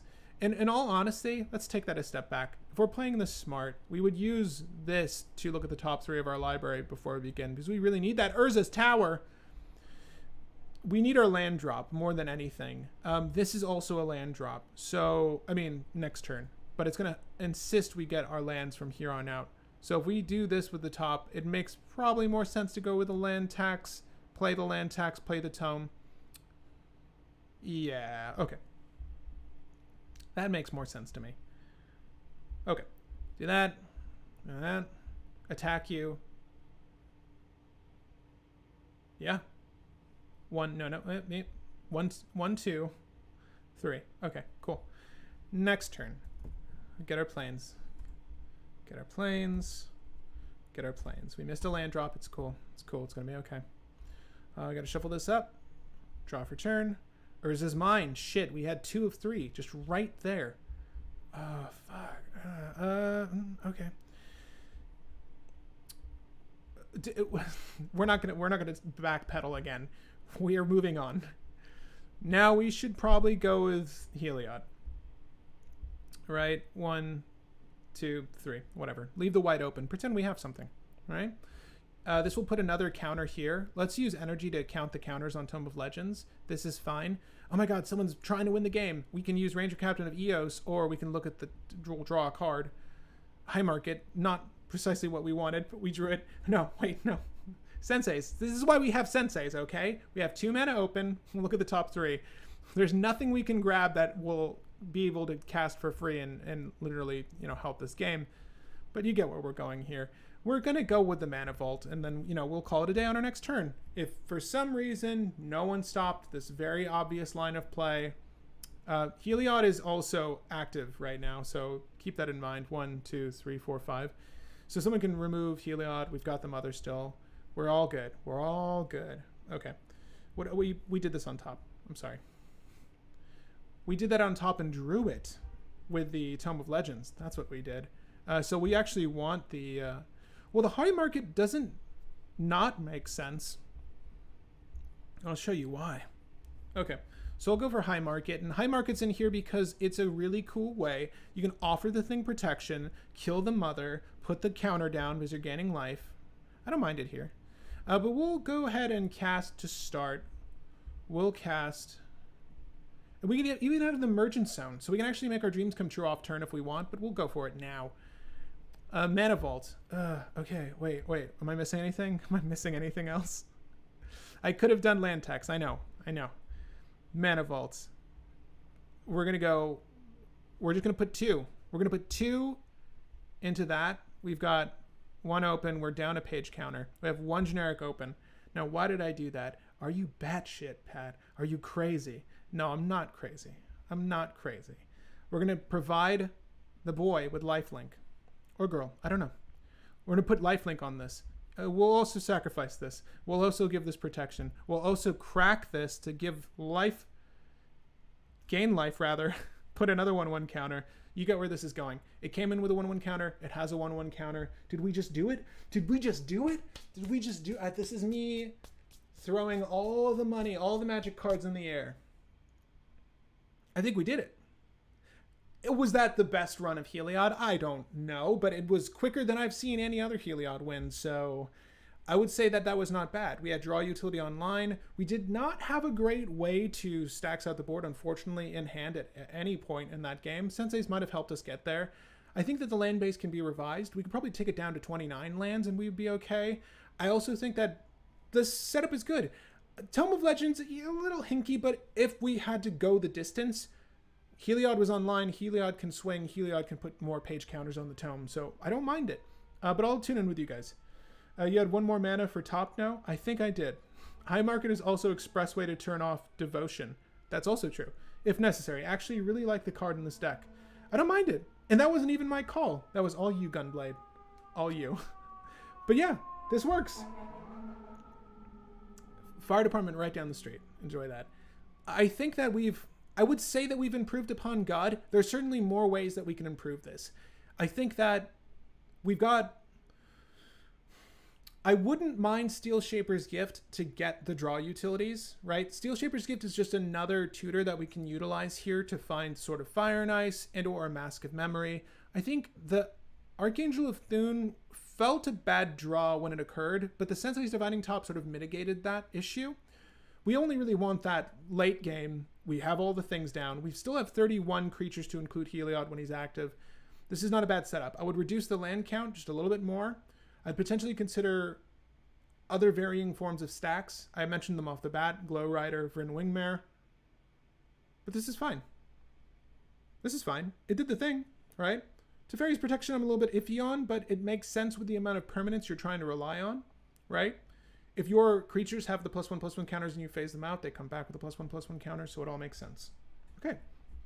Stacksless stacks, let's go. I've done something similar with the Fountain and you gain 2 life when it enters. Precisely. It's like you can sort of cheese it if you have life gain on demand, right? So when I put the 1 counter on Walking Ballista, I had a way to give Walking Ballista the life when necessary. Obviously, the start of that turn should have been untap, upkeep, Ranger Captain. Boom. Silenced. Everyone? Cool. Carry on. That also puts us under the threshold of Heliod being a creature still, right? So there were ways we could do that, but I chose the route that was quickest. Now we're moving on to A Boy and His Spirit. And I have a little tale to tell about this one. But I hope that helped, Gunblade. I don't know. Maybe my thought process on this. But Noah Murtha. This is Noah Murtha's Brewdama. I'm calling it A Boy and His Spirit. But I'd love to see you go over my Brews Kodama list. I run the primer in the Kodama Discord, run by Hire. I tinker... Sorry, magical tinkering? Oswald? Is it... I get really excited when I see words that are associated with Oswald. I tinker with my personal list quite a bit, and the primer Heavy Stacks list has a lot of really nifty tricks to lock people out without giving them a chance to interact. Love that. ultimately locking the table down through Draneth Magistrate or comboing with a very interesting win con that I feel is underplayed, Reckless Fireweaver. Well, Noah, thank you for submitting this. Long-standing brewmaster at this point. I'm happy to finally get to this deck. It's one I've been very interested in. I've been wanting to do something with Bruse Tarl for a while. So this is actually the first time we're going to play with Bruse Tarl on the channel. So let's take a look. 4 CMC, 2 generic Boros, Bruse Tarl. Getting ready to eat oxen. The ox in the background looks like a spirit. So the boy in a spirit could be just referring to that ox. Or it's just the daylight glow of early morning. I don't know. I love the art for this card, though. Whenever Bruse Tarl Boros Herder enters the battlefield or attacks, target creature you control gains double strike and lifelink until the end of turn. That's pretty darn good, right? And double strike acts as first strike, right? You can get your damage in and kill the thing before they're ever able to deal with you. The lifelink is... Don't I wish that were trample? But I'm sure there's stuff you can do with lifelink, too. I would rather have trample, if I'm being honest, but that's okay. Kodama of the East Tree. For 6 mana. It's scary in the cEDH setting. You don't want to say a card is 6 mana unless it's ad nauseum, right? That's 5. You get what I'm saying. Legendary creature spirit, 6/6 body, reach, covering all those bases that Bruse isn't. Whenever another permanent enters the battlefield under your control, this can be lands, this could be anything. If it wasn't put onto the battlefield with this ability, you may put a permanent card with equal or lesser converted mana cost from your hand onto the battlefield. Yeah. Fetch lands? All the lands? That's not bad. It needs to be from your hand, but equal or less. So there are some combos, and let's see if there's combos that we can immediately see as we go through this deck. And Reckless Fireweaver was mentioned, so we might as well look at that first. I believe it's 2 CMC. There it is. Whenever an artifact enters the battlefield under your control, Reckless Fireweaver deals 1 damage to each opponent. That is not bad. I bet you there's a Dockside and a MEL. Right? Are there any other creatures that do this? If you want to get real cute, with your Eternal Witness, you can use Twin Flame. You can use Twin Flame, Eternal Witness, Dockside Extortionist, and do the same exact thing to generate those tokens. Not that this is something you need to do, but it's something you can do, and it's something I advertise. Free of charge. Twin Flame. For 1 generic, 1 red, sorcery speed, Strive, the spell costs 2 generic and 1 red more for each target beyond the first. Cool. Do you like how there are multi-kicker cards in this new set that don't say multi-kicker? They're on ETB instead, which feels exclusively better if you have a way to cheat that thing out. Anyways, choose any number of target creatures you control. For each... Ooh, Kodama with those creatures would be kind of interesting. For each of them, create a token that's a copy of that creature except it has haste. More importantly with this combo is that Heat Shimmer and Twin Flame provide haste. So while, yes, we can kill the board with Reckless Fireweaver, if we just had Twin Flame on our Dockside Extortionist, and we also had an Eternal Witness, and we strived, and we're generating at least 5 treasures, you get where this is going. Eternal Witness can grab the Twin Flame from our graveyard, we can strive it again, we can target them both again, we can make a billion Dockside Extortionists and Eternal Witnesses, and kill the board. No lifelink or double strike necessary. That's something you can do. But why don't we go through this the same way we did Heliod and just see what's in there that we do want, don't want. And obviously, I guess the one last thing I should look at is the Draneth combo. Draneth Ubamask. You should all be familiar with it. You might have seen me do it with Oswald. That is something you can do with that. There are other cards that pair well with Draneth, but I think just having the one is fine. Huh. Could probably have more... Probably have a Green Sun Zenith at least, right? Is there not a good target for Green Sun? I feel like you've got targets for Green Sun. I want to see how much Sanctum Weaver does too. At any rate. You guys with me? let's figure this out. Let's figure this shit out. 0 CMC slot, we've got 6 cards. So I already see Chalice of the Void being set to 0. If this is... Yeah, this is fine. I think that Are we missing something here? No, that seems it. Chalice of the Void is fine. I think you'll probably set it to 0 half the time, right? To try to stop your opponents from doing anything funny. Yeah. I'm a little iffy on Chalice of the Void already. I don't know if it's as great a piece as people want it to be. It really depends on the list utilizing it. And this one, I'm not entirely certain it's fantastic here. I'll put it off to the side for now. I'm just not high on it. If the list reads into this being a better utility for it, then we'll put it back in. Manifold, Soul Ring, these all make sense. Kodama is expensive. All the expensive. God, I really want to look at the other cards. Trinisphere. Everyone's loving Trinisphere right now. Yeah, you can use Trinisphere. I think. I'm going to take this out too. Cloudstone Curio. Also a Dockside Extortionist loopy loop combo. This is also really cool with Kodama, right? Is there a combo with Kodama and Cloudstone Curio? Is there? I mean, it puts it back in your hand. When it not enters the battlefield, does it say it comes into play? No. Let's look at this really quick. Whenever a non-artifact permanent enters the battlefield under your control. Whenever another permanent enters the battlefield under your control. So you can stack these such that you can bounce the thing you want to put on the battlefield with Kodama. That just seems like a good utility. I'm sure there's a combo there. If someone in the audience knows the Kodama Cloudstone combo, let me know. Outside of the very obvious Dockside Extortionist, again, Reckless Fireweaver kind of thing, you just need another creature to bounce it in. It can be an elf, right? We don't have that many elves. Maybe we add a few more. It seems like we need ramp, right? I would maybe put a few more dorks.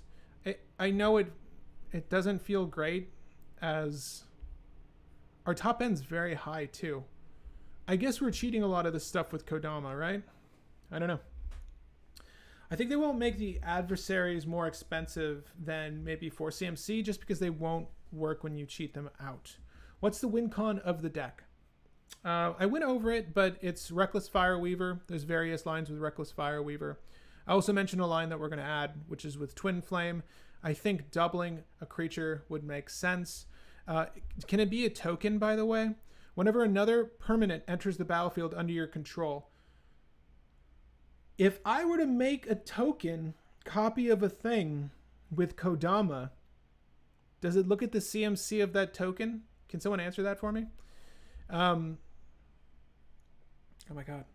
Whenever another permanent enters the battlefield under your control, if it wasn't put on the battlefield, isn't that how the one rock guy who makes rocks combos with Kodama? The rocks are 0 CMC, right? But do the tokens any copyable effect of the card? So it copies the CMC. If I were to Twin Flame, Heat, Shimmer, any of that shit to copy a thing, it has that CMC, right? I'm just saying, this would actually be really cool for leveraging and putting stuff down on the battlefield using duplicate effects. But a handful of high CMCs suck. Yes. Okay. If I'm right, that's great. Sarah Ascendant, I'm already taking it out. Same story as the last deck. Just not necessary. Not what you want to top deck. Ragavan's cute. I like Ragavan. Probably one of the best dorks in the game. I think that we can use the Llanowar Elves. We can use the Elvish Mystic. We can use all the little rampy ramp boys and girls. It depends if the token is a copy of something. I Heat Shimmer Vryn Wingmare. It's 3 CMC. Yes, the token. Right? I just want to confirm. I'm like 90% certain that's the case, but I haven't thought about copyable effects in a while. Yes, the Togo combo. Is Togo in this deck? I know that that's what I've seen or heard most of. I'm not really high on Togo. I'm going to take out Sanctum Weaver already. I know that we're not really there for this to be super viable in my book. I would almost want the other... Aren't we in Selesnya? Can't we do the other Bloom Tender? What is his name? Oh my god. I don't like Sanctum Weaver as much as I like Add. White, green. This guy, Fabro Elder. For each color among permanents you control, add that 1 mana of that color. So Fabro Elder would be okay and probably better than Sanctum Weaver because this is a very low count. Possibility Storm. Is there a combo with Possibility Storm? I'm going to leave in the things that I'm finding questionable. Activated abilities cost 2 more to play unless they're mana abilities. So we've got Suppression Field, but we're lacking a lot of the dorks. I'm assuming there's a good reason that we don't have that many dorks, but I feel like our top end is very high, that I want the dorks. We've got Sterling Grove, and it finds us enchantments. We have 6 enchantments. It feels like Possibility Storm is the big one, right? And then obviously Survival of the Fittest gets us our combo creatures. Deafening Silence is great. It seems like we're all in on creature combos, so Deafening Silence is probably good here, right? I'm not big on Sudden Titan. I understand why you have it, but I'm not high on it. I would rather we just do Green Sun Zenith to get Eternal Witness to get the thing back in our hand. Right? When it enters the battlefield, you may return a target card from your graveyard to your hand.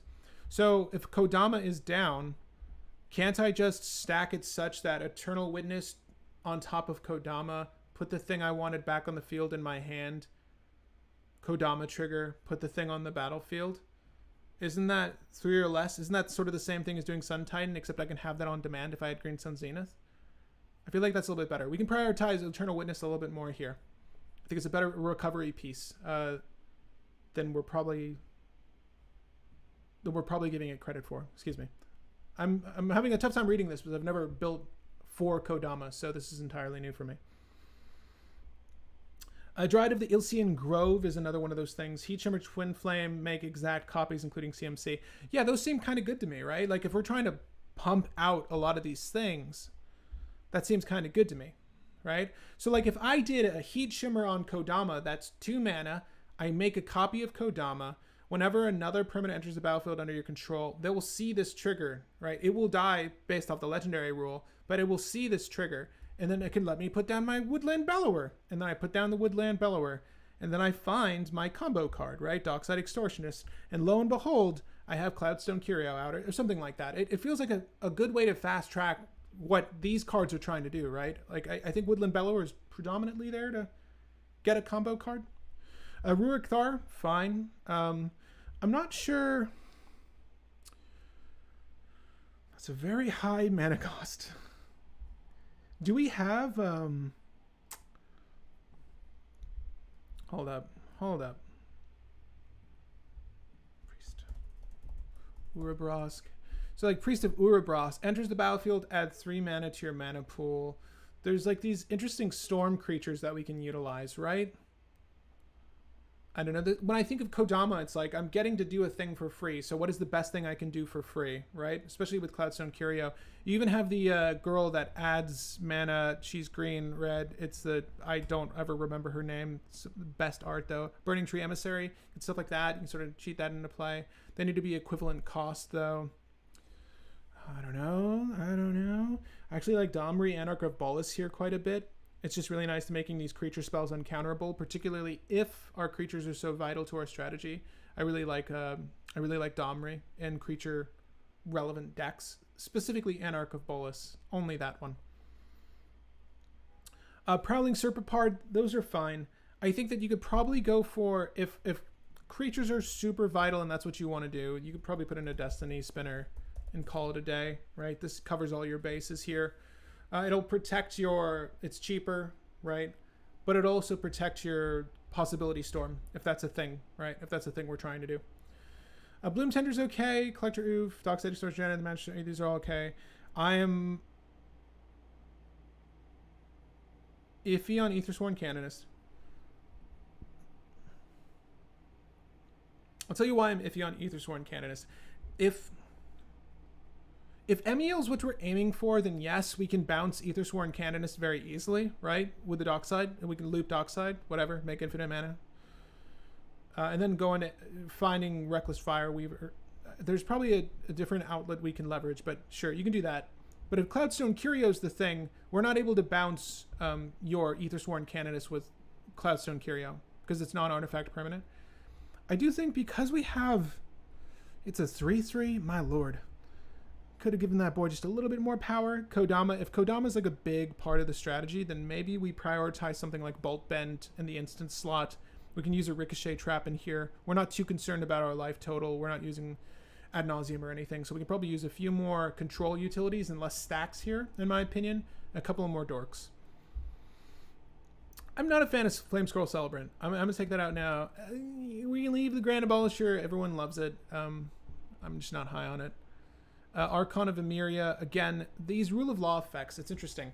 I don't know what this deck is trying to prioritize, although I can see that we like the Rule of Law effects. I'm going to take that out, though, because I would rather we use, if we're going to go stacksing that way, Deafening Silence is the only one I really want personally. A Sanctum Prelate, non-creature spells. What are we saying? I'm okay on Sanctum Prelate, personally. I'm not really high on that one either. Tireless Provisioner. Tireless Tracker, yes. Tireless Provisioner. Landfall. Whenever a land enters the battlefield under your control, you create a food... Oh. Or treasure token. So... Can we... I mean... Is this like Cloudstone, Curio, Kodama, Tireless Provisioner... land drop and we just make infinite tokens, right? We make infinite treasure tokens or food tokens. It didn't matter. That done that combo with Reckless Fireweaver? I think it does. I think we could probably stop butchering the creature. I'm gonna take Linvala out. I really don't like Linvala these days. She's not pulling enough weight in my opinion. We'd also probably put in a Manglehorn as well, but I'm good with where these are at. Obviously Recruiter the Guard, Imperial Recruiter, they're trying to find the same dude. This is an outlet for the deck. We've got all the creature tutors in the world, though, so I think we should probably leverage more of those creature tutors over these two, right? I like these two still because they also find your Dockside Extortionist, but I'll stop there for now with the creatures. Crop Rotation, Nature's Claim, all of these seem pretty typical what you would run in an IA list. These make sense. I think these are fine. Probably use a redirect or two. This Creature Tutor is fine. I still think that we need more dorks, and we'll add more dorks. Lightning Bolt is good. Lightning Bolt is fine. Am I missing any instants here? Were there any new instants that we're missing that Naya cares about?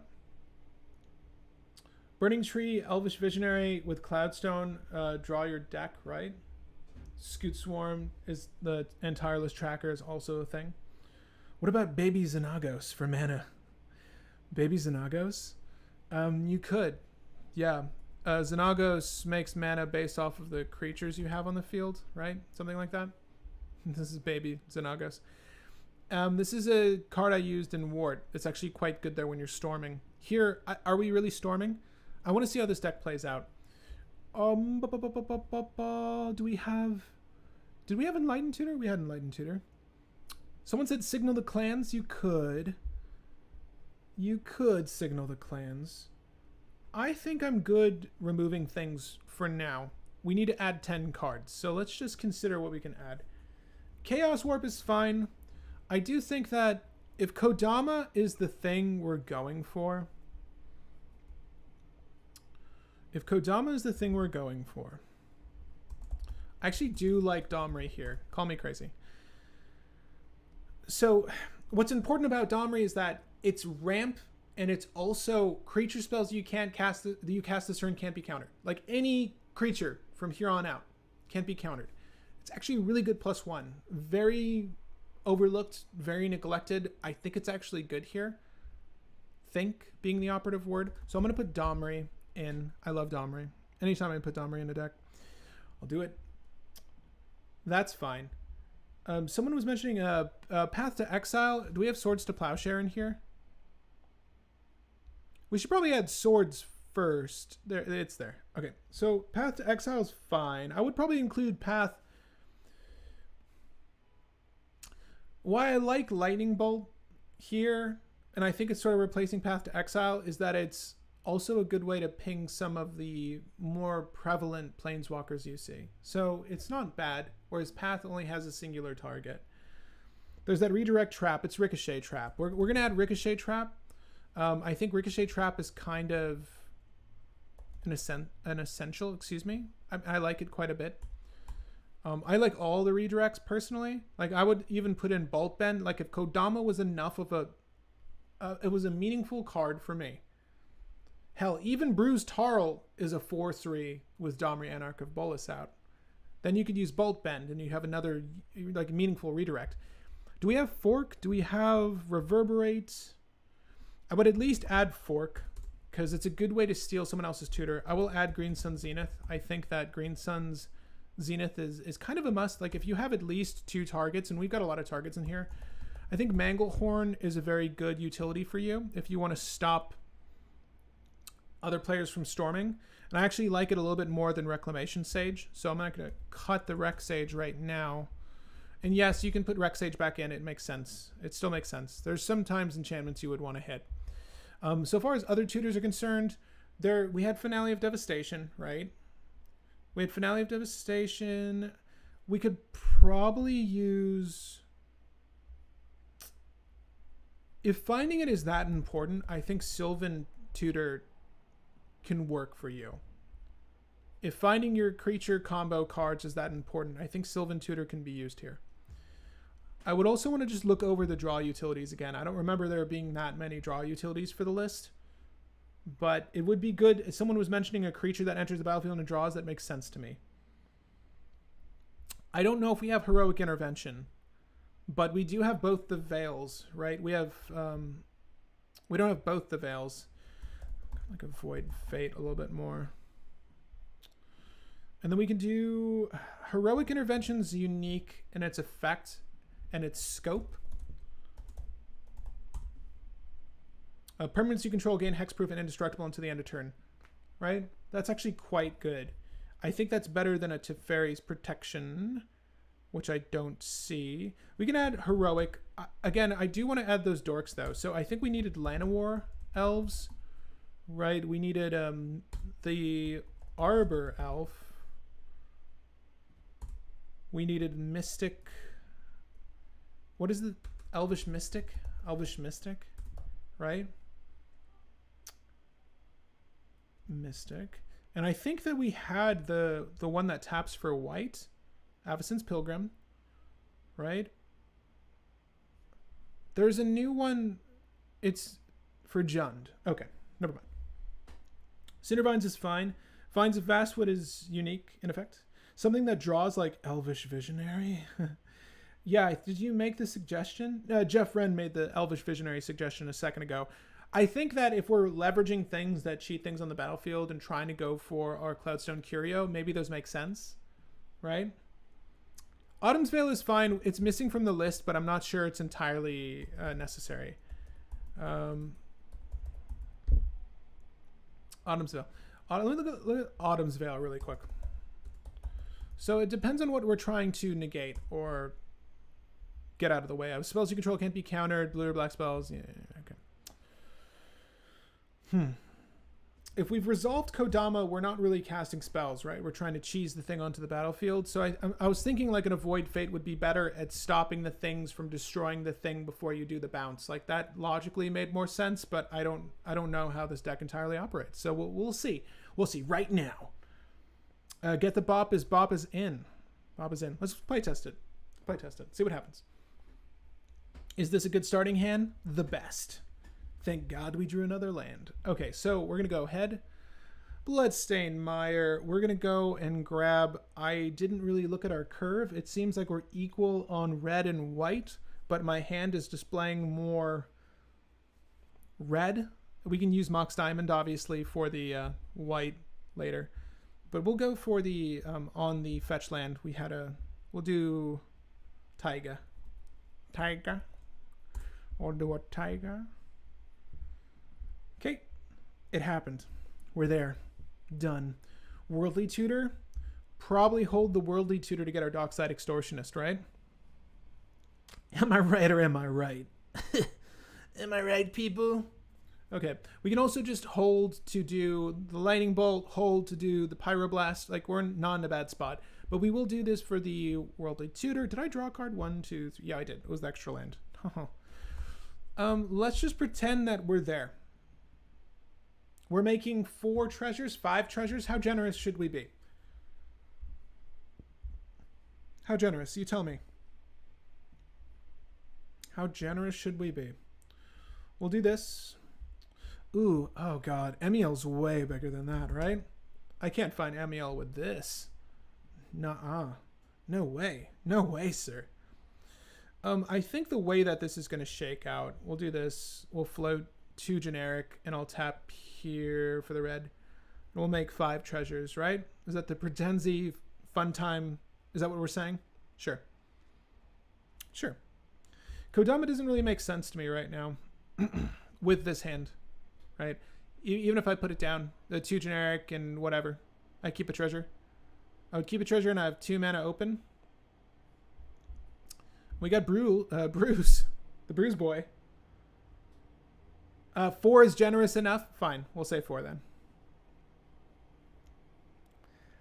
then. So yeah, 9 would be better. If we're 9 would be loads better, wouldn't it?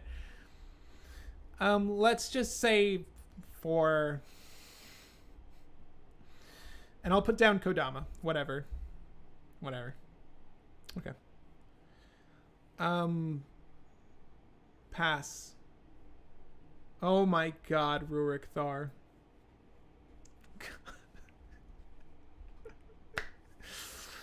This hand is going nowhere right now. Just based off of the... Yeah, I don't really have anything. Right? I'm missing lands. I've got 2 mana available. Someone just played a Collector Oof. I don't know. It's not feeling good, though. Let's try again. What about Summoner's Pact? Because the core cards we're looking at here are Emiel, Dockside, Reckless Fireweaver, I don't see Summoner's Pact being worth it. Unless we really needed the Eternal Witness, we really needed our own Collector Oof. Like, there are certain instances where you could say it's worth it. That is an awesome heroic intervention. I did not realize that was printed. Moving on. This is why I don't like Grand Abolisher. Like, what the fuck? I'm not going to prioritize getting double white right now. I'm not. It's just never going to happen. Yeah. We got the Reckless Fireweaver. Got the Ragavan. Hopefully someone's got a mountain for us. Got the Vryn Wingmare. This isn't awful. Let's just pretend these Rainbow Land in play. Ragavan on the stack. Sweet. Love it. Okay. Ragavan. Boom. Hit that opponent. What do I get? I don't know. Do I get a Soul Ring? How generous do we want to be? Okay. Let's just say that this is the turn where we drop the Vryn Wingmare. That makes the most sense, right? The only thing I'm really going to track with the Ragavan right now is the treasure count. That seems like the most relevant thing. If we want to sequence this properly, we would say Sylvan Tutor off of the treasure, and then we'll go into the Vryn Wingmare. But we'll go and get the Dockside again. It seems like the card. I don't know. You could tell me if I'm wrong here. Okay. Oh, God. Attack. Treasure. We're at 1 treasure. Okay. Now you go Dockside. How many treasures we at now, Dockside?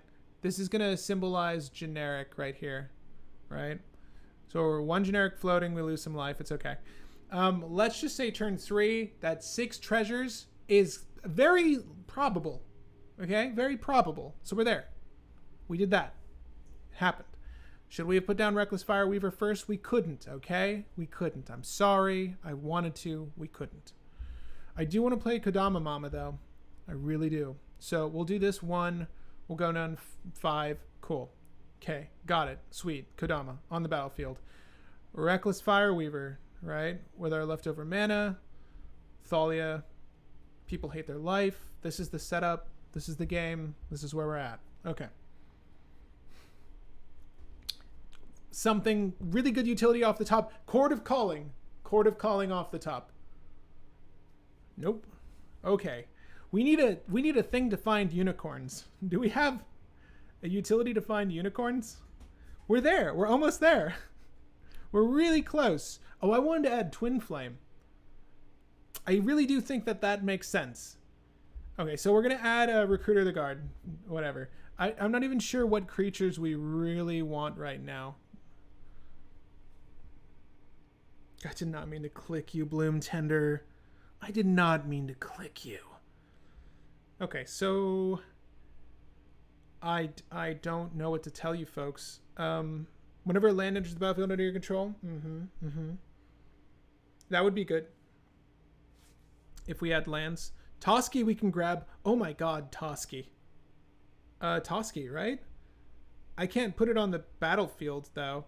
So we need something that's 3 CMC or under. Is that what we're looking at to cheat out? Yeah. I mean, we don't need to...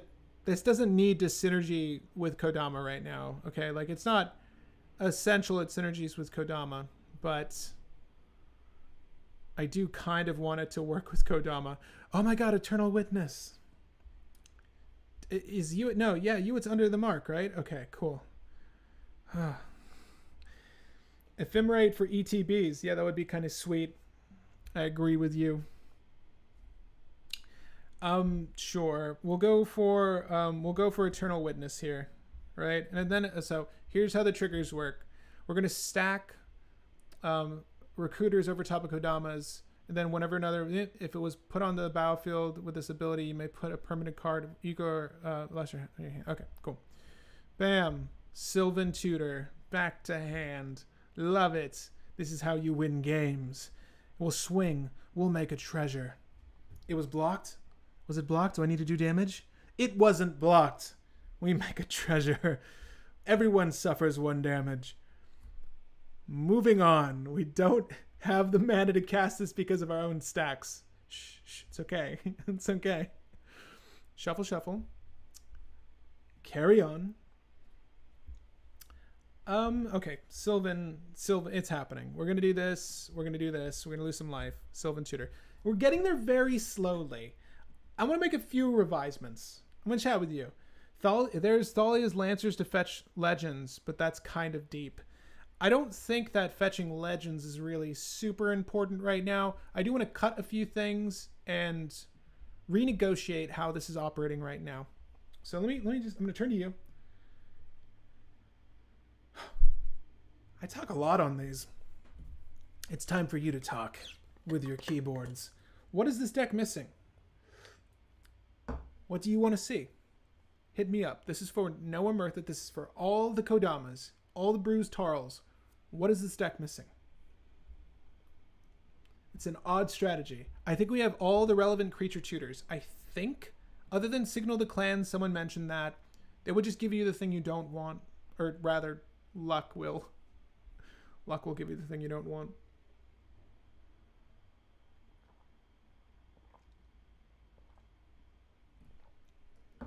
Oh god, the first sip of water in 2 hours. We need draw. That's what we need.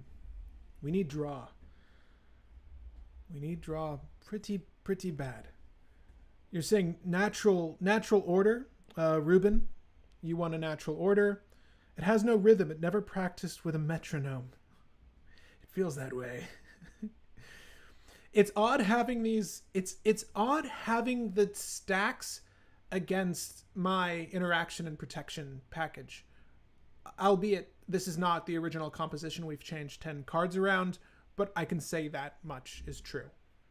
I think that it desperately needs the Heat Shimmer Twin Flame kind of shenanigans I was talking about. I say desperately. I'm prioritizing the Kodama. I think that makes the most sense. But we're not really leveraging it that well because we don't have a full hand. So we need draw and copy things. Let's do that. So, if I had the Twin Flame in my graveyard, we would have been fucked because this is stacks pieces. But we would have been that much closer.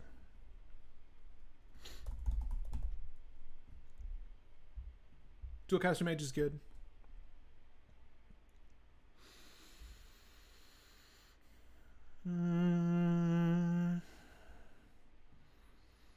What draw is this deck missing?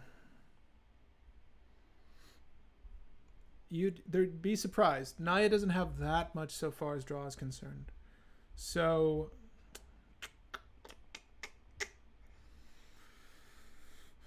Naya doesn't have that much.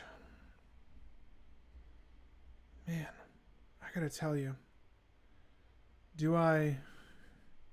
What is that enchantment that lets me eat big things and draw cards? We do need draw, though, no matter what. Generous patron. We've got a bunch of rummage effects, but I don't really want to... That requires a lot of carving.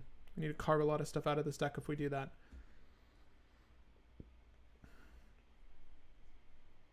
Winds of Change here. Esper Sentinel. Get out of here with its missing blue. Get out of here. It's... Yeah, you mean the color of draw? Yeah, it's probably missing blue in that sense. Sensei's Divining Top. You could. Although it is technically draw, it's mostly there for the card quality. We'll add Sensei's Divining Top. Hit me up with the best draw on Naya. Just hit me up. Whatever you got. Greater Good was the other one I was thinking about. Time of Need for Legends. Card draw equals everything, or is greater than everything. Yes, you are absolutely right. Card draw is greater than everything. You could see how badly we needed card draw in those instances. I do think those weird derpy elves might be the answer. Draw creature. Draw a creature, baby. Let's go. And what are... Okay, so...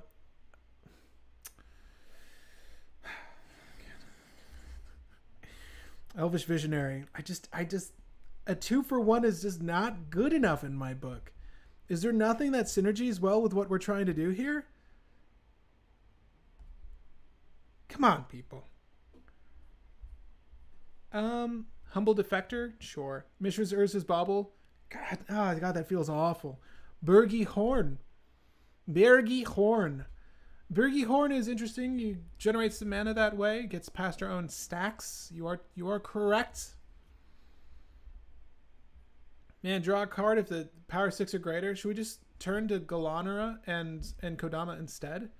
I'm having a tough time here. I'm not going to lie. I just feel like we need card draw. It's definitely at a lack. Every list needs card draw.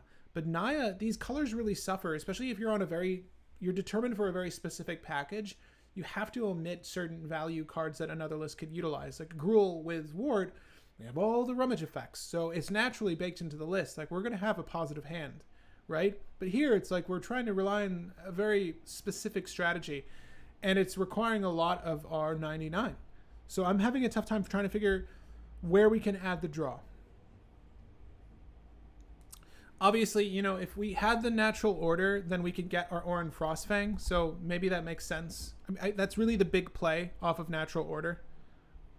So yeah, we'll add natural order. Valakut Exploration. Is this the one? Is this... Let me look at this.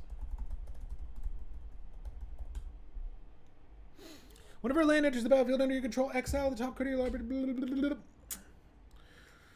I'm not... I just wish I was higher on this card. Toski and... Yeah, Toski's in there. Toski's in there. Sylvan Library's in there. Let's just cut. Let's cut and then try again. One more playthrough. This is for all the marbles right here. It's for all the Toskies right here. Okay? I'm going to get rid of Ubamask. Get rid of Ubamask. I'm going to get rid of the Vryn Wingmare. I'm not sure it was helping us enough. I would rather we have Thalia Heretic Cathar like the other list. It just feels better because it's not pushing us too far back when we're trying to play into some of these other cards.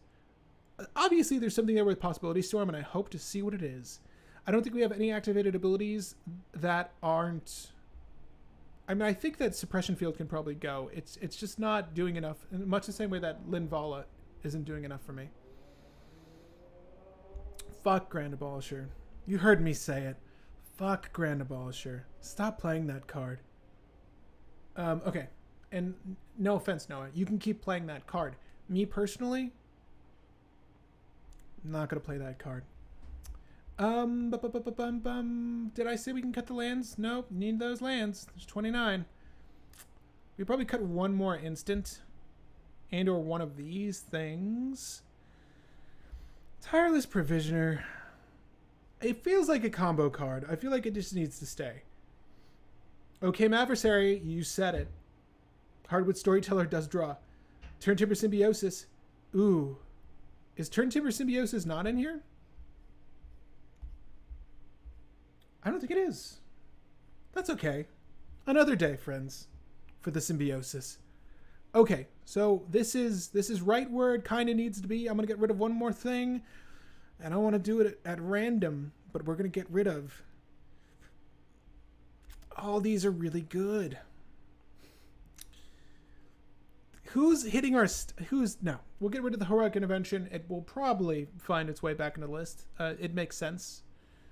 Let's look at the competitive meter. How competitive is this now? 93%. We're getting there. One last game. One final game. This is going to be the best game. We have MEL. We have Recruiter of the Guard. We have Noxious Revival. We've got 2 lands. Twin Flame. Holy hell. This isn't a bad opener. It could be a little bit quicker, but it's not a bad opener. This opener doesn't care about Kodama. Oh my god, it just got quicker. Okay, so we're going to do this. We obviously want to play out the MEL pretty hard, right? So we got to prioritize that. I wish this were a Plains. We got the Noxious Revival. We'll get another one, okay? We'll get another one. So we're going to go Savannah. Savannah? Do we want Savannah? I don't know. Yeah, it doesn't really matter. Is it going to play this? It's going to play this? Okay, I like it. I like it. I like what I'm seeing. I like what I'm seeing here. Noxious Revival, back on top, babies. Got to do it. Got to get that double white. Okay. Getting the double white now. Because this is where we go for the plateau. Plateau, so you know. And now we need to go for that Dockside Extortionist. And we're going to say that, as we were playing at earlier, we're going to say that this is where we're playing against 3 proactive list. There are 9 artifacts and enchantments on the field. Let's go ham on the treasures this time. I really want to make our dreams come true, is what I'm saying. So we're going to go Recruiter of the Guard, Soul Ring, Dockside Extortionist. Straight to hand, bitches. Straight to hand. Okay, and you guys aren't bitches. I'm sorry. That was rude. But you know who is a bitch? All of my opponents right now.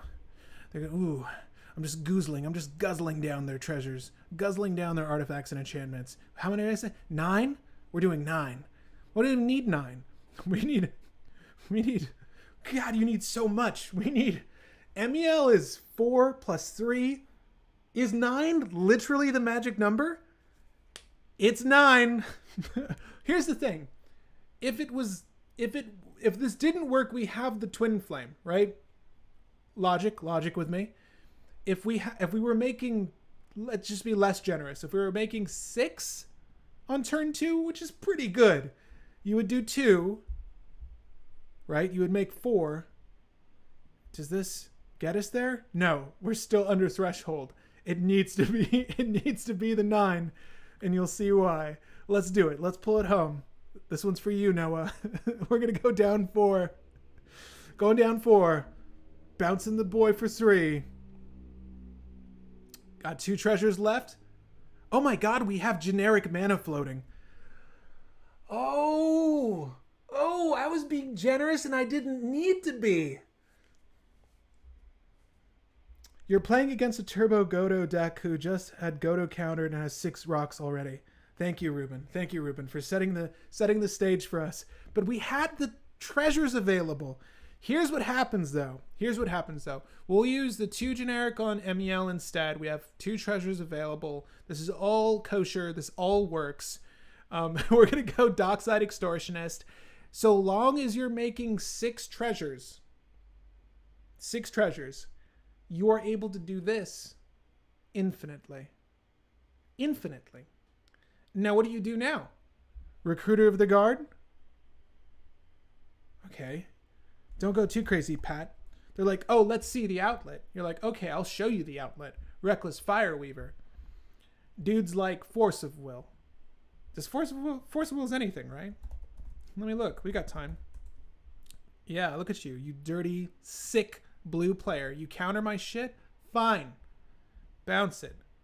Go again. I don't know why you didn't get rid of MEL.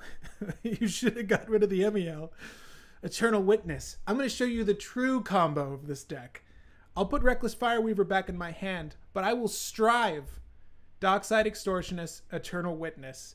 I will make all the treasures. We're at infinite already. All the treasures. And then I'll have Eternal Witness enter the battlefield, putting Twin Flame back in my hand. I've just made a copy of both Dockside Extortionist and Eternal Witness that have haste. Do the same thing.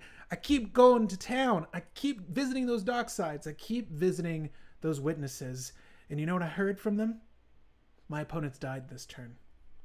My opponents died, friends. And that brings us to the end of the stream, sadly. For everyone that stayed till the end, I hope this taught you a little something about Naya. If there's enough artifacts and enchantments on the board, you can go anywhere. That's what we learned. We didn't need to go that hard.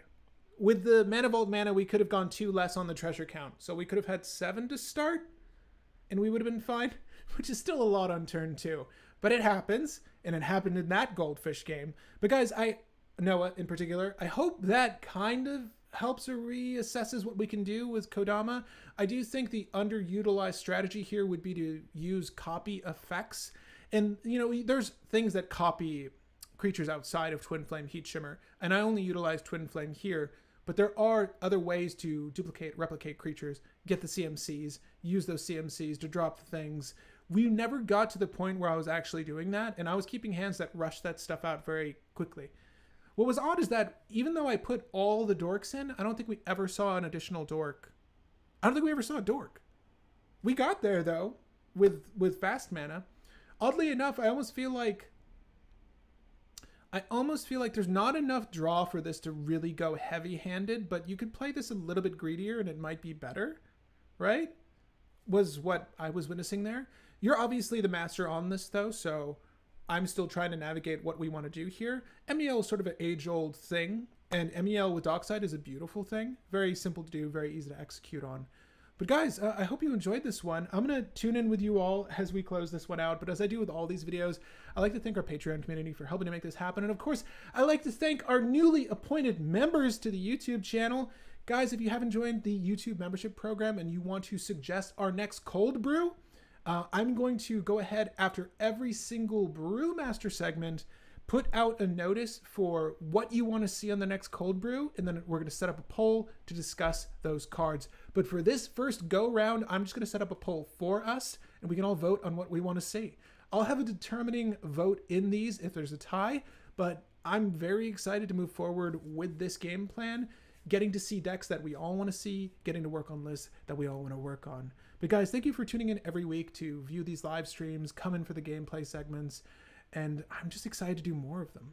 Also, if you're a member, let me know on Discord. Just message me so I can give you an appropriate role so that we can work out a Brew Wars live segment with you on it next time, as well as our patrons. So thank you guys so much for your support. I had a fun time with this one. I hope you learned something new. I learned something new. The shit gets crazy on turn 2. But let me see what you guys are saying down below. Great stream. Thanks. I enjoyed it. I have MEL unused, and this has made me rethink that. Yes! MEL is expensive, too. I feel like MEL is kind of costly, at least last I remembered. Thanks. Have a great day. I'm ordering burgers with my girlfriend in just a second. Very excited. Good stream. Have an awesome day. Thank you, David. Take care, guys. Again, my name is Patrick Marlatt, and happy brewing, babies.